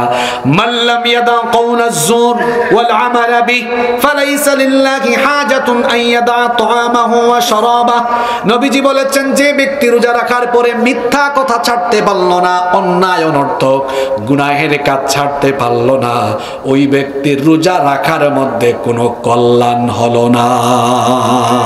রোজা রাখে সারাদিন ফেসবুকে ইউটিউবে আজে বাজে ভিডিও দেখে, রোজা রাখে পাবজি খেলে সময় নষ্ট করে, রোজা রাখে জুয়া খেলে, রোজা রাখে বেপরদা ঘর থেকে বের হয়ে যায়, রোজা রাখে সুদ খায়, রোজা রাখে ঘুষ খায়। এরকম রোজা রেখে যে ব্যক্তি অন্যায় করে, অপকর্ম করে, গুনাহ করে, তার রোজাতে কোনো ফায়দা নাই। আমরা কয় নম্বর পয়েন্টে জানিয়েছিলাম? 4 নম্বর পয়েন্ট হচ্ছে প্রপার ফাস্টিং। প্রপার, আপনাকে প্রপার রোজাদার হতে হবে, ভালো রোজাদার। আপনাকে রমজানের হক আদায় করে রোজা রাখতে হবে। আল্লাহ আমাদেরকে তৌফিক দান করেন। 5 নম্বর, এই রমজান কিসের মাস বলেন তো? কোরআন নাজিলের মাস। শাহরু রমাদানাল্লাযী উনজিলা ফীহিল কুরআন, রমজান মাসকে আল্লাহ কোরআন নাজিলের সাথে সম্পর্কিত করেছেন। এটা কোরআন নাজিলের মাস, এজন্য 5 নম্বরে রমজানকে ইফেক্টিভ ভাবে কাজে লাগানোর জন্য রমজান মাসে বেশি বেশি কোরআন তেলাওয়াত এবং কোরআনের চর্চা করবেন। বেশি বেশি কোরআনের তেলাওয়াত করবেন, বেশি বেশি তেলাওয়াত করবেন, কারণ এটা কোরআনের মাস। মনে রাখতে হবে এটা কোরআনের মাস। প্রত্যেকে পরিকল্পনা গ্রহণ করেন যাতে করে রমজানে অন্তত একবার কোরআনের প্রথম পাতা থেকে শেষ পাতা পর্যন্ত পড়তে পারেন। পারা যাবে না? ছাত্র যুবক ভাইয়েরা পারা যাবে না? হাফেজ ভাইয়েরা এক পারায় কয় পৃষ্ঠা? কয় পৃষ্ঠা? আচ্ছা শোনেন, কৌশল শিখাই দেই। এক বসায় 20 পৃষ্ঠা পড়তে প্রথম 2-3 দিন হয়তো আবেগের ঠেলায় পড়বেন, পরে আর পড়তে পারবেন না হয়তো। এই জন্য সিস্টেম শিখায় দেই কি করে পুরো রমাদানে কোরআন শেষ করবেন। মা বোনরাও শোনেন, এক পাড়ায় আছে 20 পৃষ্ঠা, প্রত্যেক দিন নামাজ কই ওয়াক্ত? একটু আগে আমরা নামাজের ওয়াদা করছি না? তাহলে প্রত্যেক নামাজের পরে পড়েন 4 পৃষ্ঠা। কয় পৃষ্ঠা? 4 পাশা শেষ, এক পাড়া হয়ে গেছে না? 4 পৃষ্ঠা পড়তে আপনাদের 5 থেকে 10 মিনিট। আমি 10 মিনিট যদি ধরি, আচ্ছা নামাজের পরে একটু বসে 10 মিনিট কি কোরআন তিলাওয়াত করা যায় না? জোরে বলেন যায় কিনা? যারা 2 বার কোরআন খতম দিতে চান রমজানে, তারা প্রত্যেক নামাজের পরে পড়বেন 8 পৃষ্ঠা। যারা 3 বার কোরআন খতম করতে চান, তারা পড়বেন 12 পৃষ্ঠা। কি বলেন, পারবো না আমরা? রমজানে একবার পুরা কোরআন পড়তে পারবো তো ইনশাআল্লাহ? আর যারা সহি শুদ্ধ করে কোরআন পড়তে পারেন না, এই রমাদানে যে কারো কাছে গিয়ে সহি শুদ্ধভাবে কোরআন শিখুন। প্রত্যেকটা মসজিদে মসজিদে কোরআন প্রশিক্ষণ কেন্দ্র আপনারা চালু রাখুন। কোরআন নাজিরের মাসে যাতে মানুষ কোরআন শিখতে পারে। কোরআনুল কারীম বিশুদ্ধভাবে তেলাওয়াত করা ফরজ না নফল? জোরে বলেন। তাহলে সবাই এই মাসে আমরা কোরআন তেলাওয়াত করব ইনশাআল্লাহ। পাশাপাশি যদি পারেন সবচেয়ে ভালো হয়, প্রতিদিন আপনারা যে 4 পৃষ্ঠা প্রত্যেক নামাজে পড়বেন, ওটা অর্থসহ পড়ে ফেলেন। অর্থসহ পড়তে পারবেন না? তাইলে লাগবে 20 মিনিট। লাগবে কি? 20 মিনিট। তাহলে রমজানের পরে অন্তরে একটা প্রশান্তি পাবেন, সুবহানাল্লাহ, এটা আমার জীবনের সেরা রমজান। এই রমজানে পুরা কোরআন অনুবাদ সহ পড়েছি, সুবহানাল্লাহ। আসুন নাম্বার 6 নাম্বার, ইফতার সুন্নতি তরিকায় খাবেন। কি তরিকায় খাবেন? সুন্নতি তরিকায়। ইফতার খাওয়া কি রকম? শুরুতেই ছোলা শরবত নাকি শুরুতেই খেজুর? আবারও খেজুরের প্রসঙ্গ। কি খাবেন? শুরুতে পানি নয়, শুরুতে না থাকলে তখন কি? পানি। ইফতার আরম্ভ করবেন খেজুর দিয়ে। ইফতারের সময় দোয়া করবেন, ইফতারের দোয়া আছে না? দোয়া করবেন। এরপরে পানি পান করেন, এরপরে আপনি ইফতার খান। তবে ইফতারের সময় স্বাস্থ্যসম্মত খাবার খান, স্বাস্থ্যসম্মত খাবার খাবেন। ইফতারের সময় বেশি বেশি ভাজা পোড়া খাবেন না, এতে করে শরীর বা স্বাস্থ্যগত সমস্যা হতে পারে। আবার আমাদের দেশে অনেক মানুষ ইফতার লম্বা সময় খাইতে খাইতে মাগরিবের নামাজের জামাত ঠিক মতো আদায় করে না। কি বলেন, আছে না নাই? ইফতার হালকা করে খান, হালকা খেয়ে নামাজে যান, নামাজ থেকে এসে আবার অল্প করে খান। ডাক্তাররাও নিষেধ করে যে একবারে বেশি খাবার খাইয়েন না, বরং একটু পরপর একটু পরপর হালকা হালকা খান। যারা এক বসায় খায়, অতিরিক্ত খাদক যারা, এদের শরীর ঠিক থাকে না। এদের হয় পেট মোটা হয়ে যায়, বুড়ি মোটা হয়ে যায়, তারপর এদের নানান সমস্যা তো আরো আছে। অল্প খাবার খান। আল্লাহর রাসূল খাবার খাইতেন বেশি না পরিমিত, না কমও না, কমও না বেশিও না। কম খাইলেও সমস্যা, বেশি খাইলেও পরিমিত খাবার খেতে হবে। পাকস্থলীর 1 ভাগে খাবার, আরো 1 ভাগ পানি, 1 ভাগ, দেখবেন শরীর হালকা থাকবে। এই যে আমি কথা বলতেছি, আমাকে ভাইরা কিছুক্ষণ আগে খাওয়াইছে, আমি যদি খাইতে খাইতে গলা পর্যন্ত এনে ফেলতাম, শ্বাস ফেলতে পারতাম। তো খাইলাম কি? আমি বুঝেছি আমি খেয়েছি আমার মতো, ঠিক আছে। যে খাবার খেয়েছি আমার পেটের অর্ধেকের বেশি খালি আছে এখন। কমিটি আবার ভাববেন না যে হুজুর মনে আবার খাবে। আমি এরকমই খাই। কি শরীর দেখে কি মনে হয় খুব বেশি খাইতে না? এরকমই সারা বছর থাকে আলহামদুলিল্লাহ। কোন নবীর পেট থেকে, বুক থেকে পেট উঁচা ছিল না। আপনি সুন্নত মেনে খান, ভুঁড়ি বাড়বে না, পেট বাড়বে না, ফিজিক্যাল ফিটনেস থাকবে, আপনার স্বাস্থ্য ভালো থাকবে, সুবহানাল্লাহ। তাইলে ইফতার সুন্নতি তরিকায় আমরা খাবো ইনশাআল্লাহ। 7 নাম্বার, ইফতারের সময় আপনারা একটা কাজ করেন, রাগ করবেন না আপনারা, বলবো আমি। ইফতারের আগে আপনারা অনেকেই সবাই একসাথে মিলেমিশে আড্ডা দেন, গল্প করেন, বিভিন্ন ধরনের গল্প ওঠে। মহিলারাও তখন ইফতার কি করে, মানে 4-5 জন মহিলা এটা দে ওটা দে, মানে ইফতার বানানোতে ব্যস্ত থাকে না। ইফতারটা আসরের পরে, আমার মা বোনেরা শোনেন, মা বোনরা তো আছে না, ইফতারটা আসরের পরেই তাড়াতাড়ি বানাই ফেলেন। ইফতারের অন্তত 20 মিনিট আগে আর যদি না পারেন 15 বা 10 মিনিট আগে হলো লাগানোর চেষ্টা করেন। রমজানের মাস, প্রত্যেক ইফতারে আপনারা সবাই ইফতার সামনে নিয়ে দোয়া করবেন। আবার রমজান মাস আসলেই দেখা যায় বিভিন্ন এলাকায় ইফতার মাহফিলে বক্তৃতা করতে করতে আজান হয়ে যায়। যে ইফতার মাহফিলে দেখবেন বক্তৃতা দিতে দিতে আজান হয়ে যায়, আর দাঁড়ায় যাবেন, বন্ধ করেন মিয়া বক্তৃতা। ইফতার মাহফিলে ইফতারের আগে 10-15 মিনিট সবাই মিলে মোনাজাত করেন, দোয়া করেন, ওই দোয়া ফিরাইয়া দেওয়া। আর যুবক ভাইরা তো মডার্ন, তারা ইফতারের আগে সেলফি তুলে প্রথম রোজার ইফতার খাইলাম, এটা শুরু হবে 2 দিন পরে। তারাবি পড়বে, মসজিদে গিয়ে একটা সেলফি মারবে, আলহামদুলিল্লাহ প্রথম তারাবি পড়লাম। সাহারি খাইয়া আরেকটা পোস্ট দিবে, আলহামদুলিল্লাহ প্রথম সাহারি খাইলাম। ইফতার খাইয়া আরেকটা পোস্ট মারবে, আলহামদুলিল্লাহ প্রথম ইফতার খাইলাম। তো এটা কি সেলফি তোলার বিষয় নাকি? ইবাদতের ভেতরে এখন আমাদের রিয়া ঢুকে গিয়েছে। রিয়া যেন ঢুকে না যায়। রমজানের মাস সেলফি তোলার মাস নয়, রমজানের মাস হলো ইবাদতের। ইফতার সামনে নিয়ে সেলফি তোলায় ব্যস্ত থাকবেন না, মোবাইলটা দূরে রাখেন। অনেকে আছে ইফতার সামনে নিয়ে ফেসবুক চালায়, ফেসবুক চালায় টাইম চলে যাক। অনেকে আছে গেমস খেলায়, পাবজি ফ্রি ফায়ার খেলায়, যাতে করে সময়টা চলে যায়, ইফতারের টাইম চলে আসে। ইফতার সামনে নিয়ে এ ধরনের অহেতুক কাজ করবেন না। আপনি আপনার পরিবারের সবাইকে নিয়ে বসেন, একসাথে দোয়া করেন, হাত তোলেন আল্লাহর কাছে। দোয়ার এমন পাওয়ার, আর দোয়াকারী বান্দাকে আল্লাহ এমনিই ভালোবাসেন। হাদিসে এসেছে, আল্লাহর নবী বলেছেন, সাল্লাল্লাহু মিন ফাদলি ফা ইন্নাল্লাহা ইউহিব্বু আন ইউসআল। তোমরা আল্লাহর কাছে চাও, আল্লাহর অনুগ্রহ তালাশ করো, আল্লাহর অনুগ্রহ চাও, আল্লাহর কাছে চাইতে থাকো। কারণ যে ব্যক্তি আল্লাহর কাছে চায় তাকে আল্লাহ ভালোবাসেন, কম না বেশি। মাল্লাম ইয়াসআলিল্লাহ মাল্লাম ইয়াসআলিল্লাহ ইয়াগদাব আলাইহি।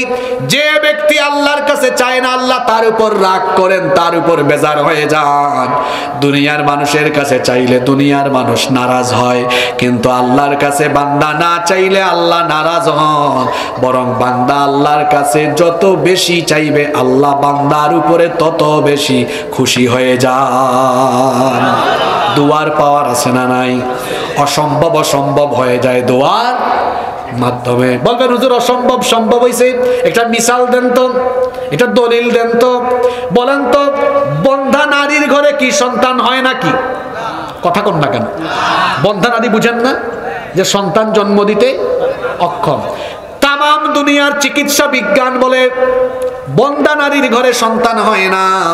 কিন্তু মারিয়ামের নামে তো কোরআনে একটা সূরা আছে, মারিয়াম আলাইহিস সালাম, তিনি পৃথিবীর শ্রেষ্ঠ একজন নারী, সুবহানাল্লাহ। ছোট্টবেলায় তিনি জাকারিয়া আলাইহিস সালামের তত্ত্বাবধানে বড় হয়েছিলেন। জাকারিয়া আলাইহিস সালাম মারিয়ামের ঘরে গিয়ে দেখলেন সিজন ছাড়া তার ঘরে সিজনের ফল। বললেন, কি ব্যাপার, এখন তো এই ফলগুলোর সিজন না, কোথা থেকে এগুলো আসলো? তিনি তখন বললেন, এগুলো এসেছে যার তরফ থেকে, তিনি কি? জাকারিয়া আলাইহিস সালাম বড় অবাক হয়ে গেলেন। সিজন ছাড়া যদি সিজনের ফল আল্লাহ দিতে পারেন, তাহলে সে আল্লাহ তো যে মহিলার সন্তান হওয়ার কথা না, ওই মহিলাকেও সন্তান দিতে। কোরআনে কারিমে জাকারিয়া আলাইহিস সালামের কাহিনী এসেছে। মেহরাবে তিনি নামাজে দাঁড়িয়ে গেলেন। নামাজে দাঁড়ানোর পরে তিনি আল্লাহর কাছে দোয়া করলেন, রব্বি হাবলি মিন লাদুনকা যুররিয়াতান তাইয়্যিবা। হে রব, আমাকে তোমার তরফ থেকে পবিত্র সন্তান দাও। তিনি দোয়া করেছিলেন, রব্বি লা তাদারনি ফারদান ওয়া আনতা খায়রুল ওয়ারিসিন। আল্লাহ, তুমি আমাকে উত্তরাধিকার দাও, উত্তরাধিকারহীন করে দিও না, একা করে দিও না। তিনি যখন এই দোয়া করলেন, আল্লাহর কাছে এই দোয়া এত ভালো লাগলো, দোয়া কবুল করে দিয়ে তামাম দুনিয়ার বিজ্ঞানের ধারণাকে উল্টায়া দিয়া বন্দা নারীর ঘরে আল্লাহ সন্তান দিলে। তো দোয়ার মাধ্যমে অসম্ভব সম্ভব হয় কি হয় না? ওইদিকে আইয়ুব আলাইহিস সালাম 18 বছর অসুস্থ, দোয়া করলেন, তার রোগ ভালো করে দিলেন কে? ইউনুস নবী মাছের পেটের মধ্যে বিপদে পড়েছেন, মাছের পেটের ভেতর থেকে দোয়া কবুল করে বাঁচায়া দিলেন কে? এজন্য আল্লাহ বলেছেন, বান্দা তুমি আমার কাছে চাও, আমি তো তোমার নিকটেই আছি। কোরআনে কারিমে আল্লাহ বললেন, ওয়া ইযা সাআলাকা ইবাদি আন্নি ফা ইন্নী করিব উজিব أجيب دعوة الداعي إذا دعان فليستجيبوا لي وليؤمنوا بي لعلهم يرشدون আল্লাহ তাআলা বললেন وإذا سألك عبادي عني فإني قريب ও নবী আমার বান্দারা তোমার কাছে আমার সম্পর্কে জিজ্ঞেস করে তুমি তাদেরকে বলো ফাইন্নী করিব, আমি তাদের নিকটে আছি। বান্দা যখন আমাকে ডাকবে আমি তার ডাকের জবাব দিব। সুবহানাল্লাহ। ইফতার সামনে নিয়ে দোয়া করলে আল্লাহ দোয়া ফিরায়া দেন না, কারণ আল্লাহ তখন এত খুশি হন। কতটা খুশি হন শোনেন, সারাটা দিন রোজা রেখেছি, পিপাসা আছে, ক্ষুধা আছে, ইফতার সামনে বান্দা খায় না, আল্লাহকে ভয় করে, আল্লাহর হুকুমের অপেক্ষা করে। কারণ ১৫০০ বছর আগে আল্লাহ আইন পাশ করেছেন, আইন দিয়েছেন, সুম্মা আতিম্মুস সিয়ামা ইলাল লাইল, সন্ধ্যা পর্যন্ত অর্থাৎ ইফতারের সময় পর্যন্ত তোমাদের রোজাকে পরিপূর্ণ করো। ইফতারের সময়ের আগ পর্যন্ত যত ধরনের খাবারই সামনে থাকুক না কেন, বান্দা কি খায় নাকি? খাবার আছে খায় না। তখন বান্দা যখন গোলামের মতো হাত তুলে আল্লাহ ফেরেশতাদেরকে ডেকে বান্দাকে নিয়ে গর্ব করেন, দেখ ফেরেশতা, এই মানুষ বানাতে তোরা আমাকে নিষেধ করেছিলি, এই আদমের সন্তানগুলো এখন ইফতার সামনে নিয়ে খাবার সামনে আসে খায় না, আমার গোলামের মতো আনুগত্য করে আমার কাছে হাত তুলেছে, আমি আমার বান্দাকে কেমনে ফিরাইয়া দেই? আমার বান্দাকে তো ফিরাতে আমার মন চায় না, ইচ্ছে হয় না। আমার বান্দা এখন যা চাইবে আমার বান্দার দোয়া আমি কবুল করে নিব। একটা ইফতারের আগেও দোয়া মিস হবে না। পারবেন? পারবেন ইনশাআল্লাহ। ৮ নম্বর, রমজান মাসে প্রত্যেক দিন কিছু সদকা করার চেষ্টা করবেন। পারবেন না আপনারা? কেন সদকা করবেন শুনেন, বুখারী এবং মুসলিম শরীফের হাদিস। হাদিস বর্ণনাকারী সাহাবী হচ্ছেন আব্দুল্লাহ ইবনে আব্বাস রাদিয়াল্লাহু আনহুমা। তিনি বলেছেন, কানা রাসূলুল্লাহ সাল্লাল্লাহু আলাইহি ওয়াসাল্লাম আজওয়াদান নাস, রাসূল করিম সাল্লাল্লাহু আলাইহি ওয়াসাল্লাম ছিলেন মানুষের মধ্যে সবচাইতে বেশি দানশীল। মা ইয়াকুনু ফি রমাদান হিনা ইলকাহু জিবরিল, আবার তার এই সৎকার পরিমাণ অনেক বেড়ে যেত যখন জিবরিল আমিন তার সাথে রমজানে সাক্ষাৎ করতেন। আল্লাহ রাসূলের সাথে জিবরিল আমিন রমাদানের প্রত্যেক রাতে সাক্ষাৎ করতেন। ফায়ুদারিসুল কোরআন, জিবরিল আমিন নবীজিকে কোরআন শোনাতেন, নবীজিও জিবরিল আমিনকে কোরআন শোনাতেন। সুবহানাল্লাহ। আল্লাহর নবী রমজান আসলে পরে এত বেশি দানশীল হয়ে যেতেন, আল্লাহর নবী বলেন, এই হাদিসে এসেছে আল্লাহর নবী এত দানশীল হয়ে যেতেন, আজওয়াদু বিল খাইরি মিনার রিহিল মুরসালা, বৃষ্টি আসার আগে বৃষ্টি আনয়নকারী বাতাস যেমন তীব্র গতিতে আসে, আল্লাহর নবী রমজানুল মুবারকের মাসে বৃষ্টি আনয়নকারী বাতাসের চাইতেও আরো বেশি দানশীল হয়ে যেতেন। সবার সাধ্য একরকম নয়, সবার সামর্থ্য কি একরকম?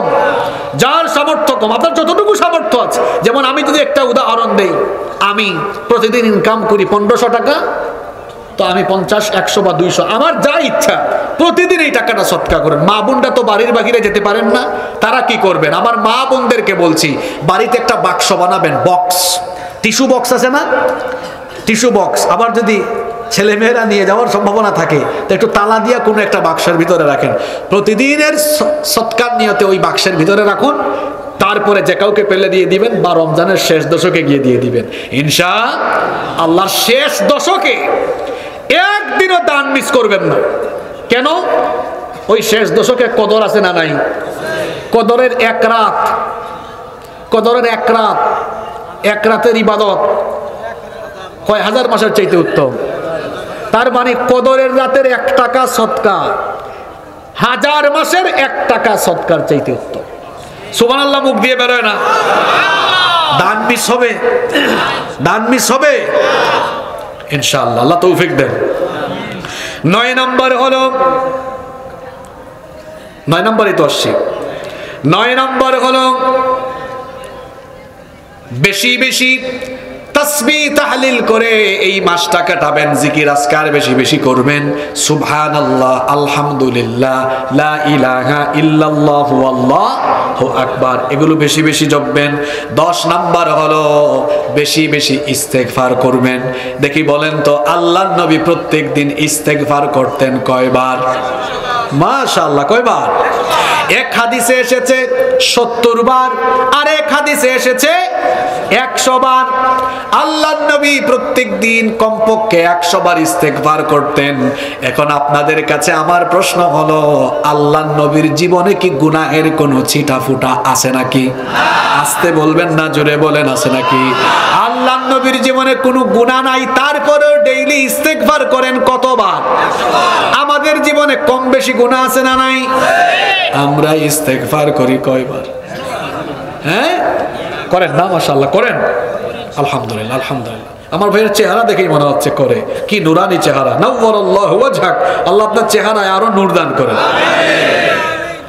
চেহারা, অনেক মানুষের কালো হইলেও আলো থাকে, গুনাহগারদের চেহারায় গুনাহের ছাপ থাকে। দেখবেন আমাদের ইমাম সাহেব 10-12 হাজার টাকা বেতন পান, চেহারা সুরত সুন্দর, কালো হইতে পারে কিন্তু চেহারায় মায়া আছে। এসি গাড়িতে, এসি বাড়িতে থাকে, অনেক টাকা পয়সা আছে, ভালো ভালো খাবারও খায়, কিন্তু এটা দেখলে মনে হয় চেহারাটা চোরের মতো লাগে। তো লাগবেই তো, খায় তো আলগা পয়সা, খায় কি আলগা পয়সা খায়, এই জন্য তার এই অবস্থা। হারাম খুরদের হারামের চিহ্ন চেহারায় ফুটে ওঠে। আমরা কোন জায়গায় ছিলাম জানি? ইস্তিগফার। আমাদের সবার জীবনে কম বেশি গুনাহ আছে। তো নবীজি যদি গুনাহ ছাড়া 100 বার, তো আমাদের এই আমলটা নিজেদের মধ্যে সবার থাকার দরকার আছে না? 100 বার কেমনে করবেন আপনারা? একটু কৌশল শিখাই দিই। এক বসায় তো 100 বার করা সম্ভব নাও হইতে পারে। কিভাবে করবেন? কিভাবে করবেন? দুপুরে আরো 10-15 বার, বিকালে আরো 20-30 বার, সন্ধ্যাবেলায় আরো বাকি 20-30 বার, এভাবে মোটামুটি যেন সারাদিনে 100 বার হয়ে যায়। পারবেন তো ইনশাআল্লাহ? ইনশাআল্লাহ। 11 নম্বর হলো বেশি বেশি দুরূদ পড়বেন। কি পড়বেন? দুরূদ হলো একটা লাভজনক আমল। এই আমলটা আমাদের অনেকের ভিতরে নাই। দুরূদ হলো একটা লাভজনক আমল। আল্লাহর নবী বলেছেন, যে ব্যক্তি আমার উপরে একবার দুরূদ পড়ে, মান সাল্লা আলাইয়া সালাওয়াতুল্লাহি আলাইহি 10 সালাওয়াত, যে ব্যক্তি আমার উপরে একবার দুরূদ পড়ে, আল্লাহ তার উপরে 10টা রহমত নাজিল করেন। একবার দুরূদ পড়লে আল্লাহ রহমত নাজিল করেন কয়টা? এখানেই ফায়দা শেষ নয়, দুরুদের ফায়দা শুনেন। আল্লাহর নবী আরো বলেছেন যে আমার উপর একবার দুরূদ পড়ে আল্লাহ তাআলা তার উপর 10টা রহমত যেমন নাজিল করেন, তেমনি আমলনামা উল্টায়া আল্লাহ আরো 10টা সগীরা গুনাহ মাফ করে দেন। এরপরে 3 নম্বর ফায়দা হলো আল্লাহ তাআলা তার 10টা মর্যাদা বৃদ্ধি করে দেন। একবার দুরূদ পড়লে কয়টা লাভ? আঙ্গুল থেকে বলেন কয়টা লাভ? একবার দুরূদ পড়লে 10 বার আল্লাহ রহমত নাজিল করেন, 10টা সগীরা গুনাহ আল্লাহ মাফ করে দেন, এবং আল্লাহ তাআলা আপনার 10টা মর্যাদা বৃদ্ধি করে দেন। আবার অন্য হাদিসে এসেছে, নবীজি বলেছেন, কিয়ামতের দিন ওই ব্যক্তি আমার তত বেশি নিকটে থাকবে যে দুনিয়াতে যত বেশি আমার উপরে দুরূদ পড়বে। আল্লাহর নবী বলেছেন যে আমার নাম শুনে আমার উপরে দুরূদ পড়ে না, তার উপরে লানত, তার উপরে। এজন্য নবীজির নাম শুনলেই পড়বেন। যেমন কেউ এখানে বলতেছেন নবী করিম, সাথে সাথে পড়বেন সাল্লাল্লাহু। কেউ বলেছে রাসূল, শুনলেই পড়বেন সাল্লাল্লাহু। শুনেছেন কেউ বলেছে মুহাম্মাদুর রাসূলুল্লাহ, সঙ্গে সঙ্গে পড়বেন সাল্লাল্লাহু আলাইহি ওয়াসাল্লাম। কারণ নবীজি বলেছেন যে আমার উপর দুরূদ পড়ে না, সে হলো দুনিয়ার বুকে সবচেয়ে বড় কৃপণ, সবচেয়ে বড়। যে দুরূদ পড়ে না তার উপরে লানত। আবার যে দুরূদ পড়ে ফায়দা আছে, 10টা রহমত নাজিল হয়, 10টা সগীরা গুনাহ মাফ হয়, আবার 10টা মর্যাদা আমাদের যিনি বৃদ্ধি করে দেন। গলার আওয়াজ বড় করে বলেন তিনি কে? 11 নম্বর আমল কি বললাম? দুরূদ পড়বেন তো আপনারা? 12 নম্বর, প্রতিদিন কিছু রোজাদারদেরকে ইফতার করাবেন। পারবেন? আল্লাহর রাসূলের সাহাবীদের আমল কি ছিল শুনেন। সাহাবায়ে কেরাম কি করতেন? একজনের বাড়ি থেকে আরেকজনের বাড়িতে ইফতার পাঠাতেন, ওই বাড়ির লোকজন ওই বাড়িতে ইফতার পাঠাতেন। ইফতার পাঠানো হতো কারণ ইফতার করানোর মধ্যে সওয়াব আছে। আল্লাহর নবী বলেছেন, মান ফাত্তারা সাইমান কানা লাহু মিসলু আজরিহি। যে ব্যক্তি কোন রোজাদারকে ইফতার করায়, যে রোজাদারকে ইফতার করালো, ওই রোজাদার রোজা রেখে যে সওয়াব পেল, এই সওয়াবের একটা অংশ রোজাদার ব্যক্তিকে যে ইফতার করালো আল্লাহ তার আমলনামার মধ্যে সওয়াব দান করে দেন। একদিনে রোজা রাখি কয়টা আমরা? জোরে বলেন। টায়ার্ড হয়ে গেছেন নাকি? রমজানের সব ওয়াজ তো আজকে একদিনে শেষ করে দিয়ে যাচ্ছে। একদিনে রোজা রাখি কয়টা? সওয়াব পাবেন কয়টার? মানে একটা রোজা রেখেছেন, সওয়াব পাবেন কয়টার? একটারই। কিন্তু একদিনে আপনি চাইলে একাধিক রোজার সওয়াব পেতে, দুইটা রোজার সওয়াব পাবেন একদিনে। কিরকম? একজনকে ইফতার করেন, আপনারটা আর তারটা, দুইটা রোজার সওয়াব। সুবহানাল্লাহ পড়বেন না? এখন আপনারা ভাববেন তাহলে তো হুজুর, যে ব্যক্তি কষ্ট করে রোজা রাখলো তারা ইফতার খাওয়াইলে ওই ব্যক্তির সওয়াব কি মাইনাস হবে? না, মাইনাস করা আমাদের অভ্যাস, আল্লাহর অভ্যাস মাইনাস করা না। ওই ব্যক্তিকেও সওয়াব দিবেন আল্লাহ, যে ব্যক্তি ইফতার খাওয়ালো তাকেও আল্লাহ সওয়াব দিবেন। সুবহানাল্লাহ। কারো আমল থেকে সওয়াব কর্তন করা, মাইনাস করা হবে না। এজন্য প্রতিদিন কিছু মানুষকে ইফতার করাবেন। প্রয়োজনে ইফতার আপনার বাড়িরটা ওই বাড়িতে, ওই বাড়িরটা এই বাড়িতে। তবে রমজান মাস আসলে কিছু কিছু অঞ্চলে, বাংলাদেশের সব অঞ্চল নয়, কিছু কিছু অঞ্চলে নতুন নতুন মিসকিনের আবির্ভাব হয়। শ্বশুর বাড়ির ইফতার খাওয়ার জন্য বউকে চাপ দেয়। আপনাদের খুলনায় এগুলো নাই, এখানে আছে? এখানে মনে হয় কম, কিন্তু সিলেটে, চট্টগ্রামে অনেক বেশি প্রেসার ক্রিয়েট করে। আবার অনেকে আছে কায়দা করে বলে, এই শোনো, তোমার আব্বুকে বলো এবার ইফতারি না পাঠাইয়া ইফতারের টাকা বিকাশ করে ফেলতে। চিন্তা করছেন আপনারা? আচ্ছা, আপনার শ্বশুর যদি আপনার বাড়িতে কোনো কারণে বা বিনা কারণে, তিনি এমনি এসেছেন, যাই নিয়ে আসছেন বা ইফতার নিয়ে আসছেন, এতে কোনো অসুবিধা নাই। কিন্তু আপনি ফোর্স করে বা এটাকে সামাজিক প্রথা, সামাজিক কালচার বানানো, এটা মোটেও ঠিক না। এটা যেন আমরা না করি। আর রমজান মাসে ইফতার মাহফিল হয় বেশি বেশি। এই ইফতার পার্টিগুলোতে দেখা যায় কাজের চেয়ে অকাজ হয় বেশি, আকাম কুকাম বেশি। বলবেন আকাম কুকাম কেমনি? হুদাই এরপরে হে বক্তব্য, হের, আরে সারা দিন রোজা রাখার পরে এত বক্তৃতা শোনার এনার্জি থাকে? ইফতারের আয়োজন করলে একজন আলেমকে বলেন 15 মিনিট 20 মিনিট, 15 মিনিট 20 মিনিট কোরআন শোনার আলোকে কথা বলুক। ইফতারের 15-20 মিনিট আগে বন্ধ, সব বন্ধ। ওই যে বললাম দুরুদ, ইস্তেগফার, তিলাওয়াত এগুলো করে কি করেন? জোরে বলেন, কি করতে হবে? দোয়া করতে হবে।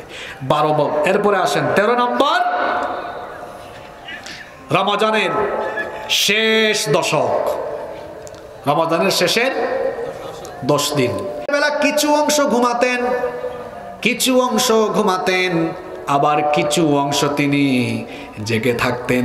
কিন্তু রমজানের শেষ দশক আসলে পরে তিনি আর ঘুমাতেন না।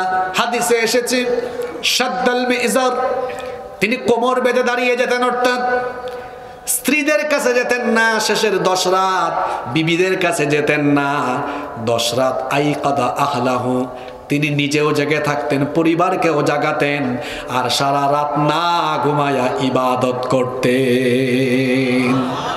কারণ রমজানের সব বরকত রমজানের শেষে। আমরা কি করি জানেন? প্রথম 20 দিন যতটুকু সম্ভব ইবাদত বন্দেগী করি, শেষ 10 দিন শপিং করি। ঠিক আছে কথা? শেষ 10 দিন কি করি? অথচ রমজানের সবচাইতে বেশি বরকত কোন সময়ে? শেষের। শুনেন, যাদের আপনাদের শপিং করার প্ল্যান আছে, আর 2 দিন সময় আছে, এই 2 দিনে শপিং করেন। কয় দিন? এই 2 দিনে শপিং করেন, রোজা শুরু হওয়ার আগে। রমজান শুরু হলে কোনো শপিং নয়। আরে অনেক মহিলারা আছে রোজা রেখে লিপস্টিক লাগাইয়া বেপরদা হয়ে তারপরে মার্কেটে মার্কেটে ঘোরাফেরা করে, রমজানের হক নষ্ট করে ফেলেছে। ডুমরিয়ায়, চুকনগরে এমন মহিলা পাওয়া যায় না, তাই তো?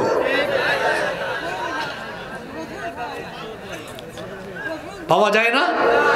ওই যে আমার চাচা বলেছেন, খুব রাগ করে বলছেন, আমার চাচা খুব খুব খুব খুব নিয়ে বলেছেন, প্রচুর পাওয়া যায়। রমজান মাসে রোজা রেখেও বেপর্দা হয়ে বের হয়। আর বেপর্দা হয়ে মহিলারা বের হয় কেমনে? আপনাদের ঠিক বললেন, দুষ্টা তো আপনাদের। আবার এইটাও ঠিক, যাইতাম কোন দিকে আমি?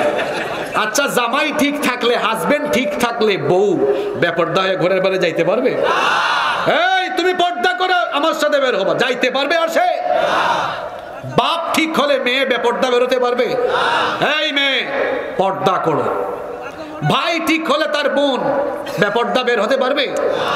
একজন মহিলা বেপর্দা হওয়ার পিছনে 4 জন পুরুষ দায়ী। কয়জন পুরুষ? 1 নাম্বার তার বাপ, 2 নাম্বার তার হাজবেন্ড, 3 নাম্বার তার বড় ভাই, 4 নাম্বার বড় ছেলে। এই 4 জন দায়ী হয়। যেমনি ঠিক কইছেন আপনারা, দুষ্ট আপনাদের উপরে বর্তায়। এটাও ঠিক, সবই ঠিক। এখন আপনি নিজেকে ঠিক করেন, এইটা ঠিক আছে। নিজেকে কি করতে হবে? আচ্ছা বলেন তো, আমি ঠিক থাকলে আমার বউ বেপর্দা হইতে পারবে? আমি ঠিক থাকলে আমার বোন বেপর্দা হতে পারবে? আমি ঠিক থাকলে আমার ঘরের কোনো নারী বেপর্দা হওয়ার সুযোগ আছে? তাহলে আমরা রমজান মাসে, ওই যে বললাম, শপিং থাকলে ঈদের শপিং এই 2 দিনে শেষ করবেন। রমজানের শেষ দশকে কোনো শপিং হবে না। ব্যবসায়ীরা বলতেছে, কি হুজুর আনছো?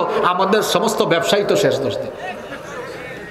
ব্যবসায়ী ভাইদেরকে বলো, ভাই রমজানের শেষের দশকটা ব্যবসা বাণিজ্যের সময় নয়। আল্লাহর নবীর আমল পড়ে দেখেন, জেনে দেখেন, শেষ দশকে নবীজি রাতের বেলা তার বিবিদের কাছে যেতেন না। চিন্তা করেছেন কত সম্মান শেষ দশকে? বিবিদের কাছে যেতেন না, হ্যাঁ, সারা রাত দাঁড়িয়ে থাকতেন। শুধু নিজে না, আই কাদা আহলাহু, পরিবারকেও ইবাদতের জন্য জাগিয়ে দিতেন। সুবহানাল্লাহ। 14 নাম্বার, শেষ দশকের বেজুর রাতগুলো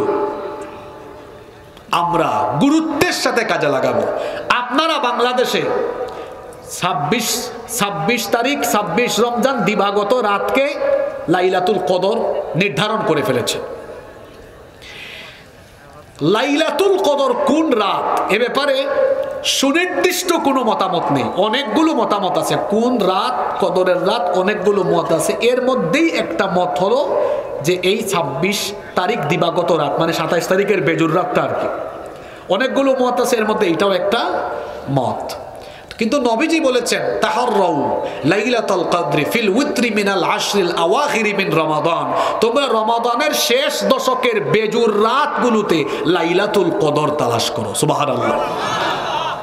এজন্য মক্কা মদিনায় দেখবেন বেজুর রাতগুলোতে তারা, বিশেষ করে আপনারা দেখবেন ইনসাইড দ্য হারামাইন একটা পেজ আছে, যারা ফেসবুক চালান, ভেরিফাইড পেজ আছে, সেখানে রমজানের প্রত্যেক রাতের তাহাজ্জুদের নামাজ, তারাবিহের নামাজ সরাসরি সম্প্রচার করা হয়। দেখবেন শেষ দশকে বেজুর রাতে শেখ আব্দুর রহমান আস-সুদাইস যখন দোয়া আরম্ভ করেন, 20 মিনিট, 30 মিনিট, কোনো সময় 40 মিনিটও হয়ে যায়। এমনিতে মক্কা শরীফে, মদিনা শরীফে হাত তুলে দোয়া হয় না, কিন্তু রমজান মাসে প্রত্যেক রমজানে দেখবেন তারা শেষ রাকাতে হাত তুলে দোয়া করে, কারণ রমজানুল মুবারক বড় দামি মাস। শেষ দশকে দেখবেন খুব আবেগের সাথে তারা দোয়া করে, আর শেষের দশকে আপনারা খুব আবেগের সাথে শপিং করেন। শেষ দশকে আবেগের সাথে শপিং নয়, শেষ দশকের বেজুর রাতগুলোকে আবেগের সাথে ইবাদত হবে, কারণ এই একটা রাত আপনার জীবনের জন্য এত গুরুত্বপূর্ণ। শোনেন, এই রাতের নামে কোরআনে একটা সূরা আছে না নাই? কেউ যদি বলে, হুজুর সংক্ষেপে বলেন তো এই রাতের মর্যাদা কতখানি, তো তার উত্তর দেওয়ার জন্য আমি এক কথাই বলবো, ভাই গো, এই রাতের গুরুত্ব, এই রাতের তাৎপর্য, এই রাতের সম্মান আর মর্যাদা বোঝানোর জন্য আল্লাহ তাআলা কোরআনে কারীমে এই রাতের নামে একটা সূরা বরাদ্দ করে দিয়েছে। সেই সূরায় আল্লাহ এই রাতের ফজিলত সম্পর্কে বলেছেন, লাইলাতুল কদরি খায়রুম মিন আলফি শাহর, কদরের রাত হলো 1000 মাসের চাইতেও উত্তম। ক্যালকুলেটরে হিসাব করে দেখবেন 1000 মাস সমান হলো 83 বছর 4 মাস। অনেকে আমরা 83 বছর হায়াতও পাবো। আল্লাহর নবী সাহাবীদের সামনে একদিন কথা বলছেন, একটা ঘটনা শোনাচ্ছি, আমার দিকে মনোযোগ বাড়ান। ঘটনাটা বলবো। আল্লাহর নবী সাহাবীদের সামনে একদিন বনি ইসরাইলের কিছু আবেদ ব্যক্তির কথা উল্লেখ করলেন, বললেন তোমাদের আগে এমন এমন ইবাদতকারী ব্যক্তি ছিল বনি ইসরাইলের ভেতরে, যারা অনেক লম্বা হায়াত পেয়েছে, সারা রাত দাঁড়িয়ে নফল নামাজ আদায় করেছে, দিনের বেলা জিহাদ ফি সাবিলিল্লাহ থেকেছে। তখন সাহাবীরা বললেন, ওগো আল্লাহর নবী, আমাদের উম্মতের আগে পূর্ববর্তী নবীর উম্মতরা লম্বা হায়াত পেতেন, লম্বা হায়াত পাওয়ার কারণে তারা বেশি বেশি ইবাদত গুজারি হয়েছেন, এই জন্য কিয়ামতের দিন হয়তো তারা বেশি মর্যাদা পেয়ে যাবেন। তাদের মতো আমরা যদি লম্বা হায়াত পেতাম, আমরাও বেশি ইবাদতের সুযোগ পেতাম। সঙ্গে সঙ্গে আল্লাহ তাআলা নবীজিকে আয়াত নাজিল করে জানায়া দিলেন, ও নবী, আপনি আপনার উম্মতকে জানিয়ে দেন তারা যেন হতাশ না হয়। পূর্ববর্তী নবীর উম্মতের যুগে তারা যেভাবে হায়াত পেয়েছিল, এরকম হায়াত আপনার উম্মত না পাইলেও এরা সুযোগ সুবিধা পাবে বেশি। পূর্বের নবীর উম্মতরা 100 বছর, 200 বছর, 400 বছর হায়াত পেয়ে যে ইবাদত করেছে, এই ইবাদতের চেয়ে বেশি ইবাদতের সম্মান, বেশি ইবাদতের সুযোগ আপনার উম্মত লাভ করবে। আপনার উম্মতকে আমি আল্লাহ এমন একটা রাত দিলাম, এই রাতটা এত ফজিলতের রাত। একটা রাত যদি আপনার উম্মত কাজে লাগায়, এই এক রাতের ইবাদতের কারণে একটানা 1000 মাস ইবাদত করলে যে সওয়াব হবে, বান্দার আমল নামায় আমি ওই এক রাতের সওয়াবের বিনিময়ে 1000 মাসের সওয়াব, আমলের সওয়াব দান করে দিব। আল্লাহু আকবার বলেন, আল্লাহু আকবার। কি সুযোগ পাইছেন আপনারা! আর ওই শেষ দশকে আপনারা শপিং করেন, মহিলাদেরকে ঘরে আটকায় রাখবেন, শেষ দশকে কোথাও যাইতে পারবে না, ইবাদত করো। আর আপনারা ওই ইবাদতে লেগে যাবেন, পারবেন না ইনশাআল্লাহ? 15। আচ্ছা, যে পয়েন্টগুলো, যে কথাগুলো বলে যাচ্ছি, বলেন তো এগুলা যদি এই রমজানের সবগুলা কথা কাজে লাগাইতে পারি, রমজান সফল না? সফল কিনা? শেষ পয়েন্টে এসেছি। 15 এবং সর্বশেষ হলো তারাবিহের নামাজে তামাশা করবেন না। তারাবির নামাজে আবার পেস লাগাইয়েন না। আরেকটা, এই 1 মাস ধরে আসি যন্ত্রণায়, সত্যের মাপকাঠি। এখন আবার হুজুরদের বিতর্ক শুরু হবে, 8 না?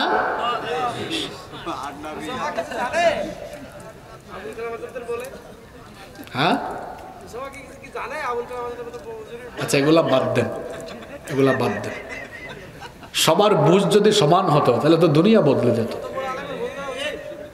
না। ঠিক আছে, আপনার কথা আমি বুঝেছি, কথাবার্তায়ও আদব রাখা উচিত না?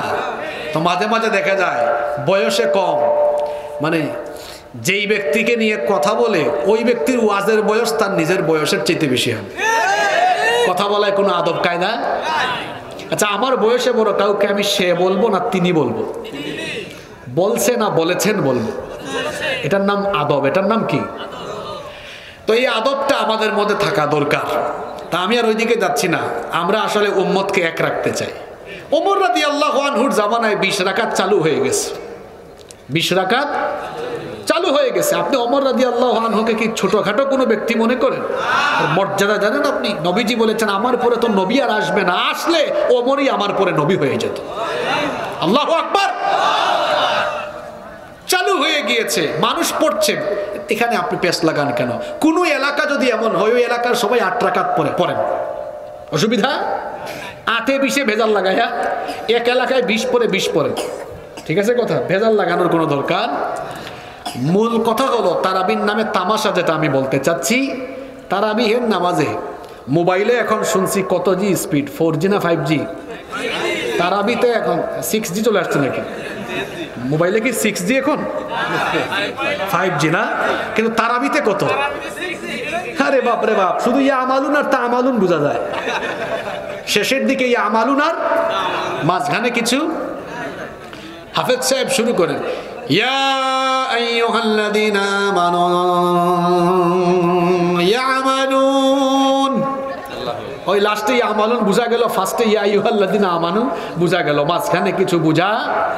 এটা কি নামাজ না তামাশা? নামাজ না তামাশা?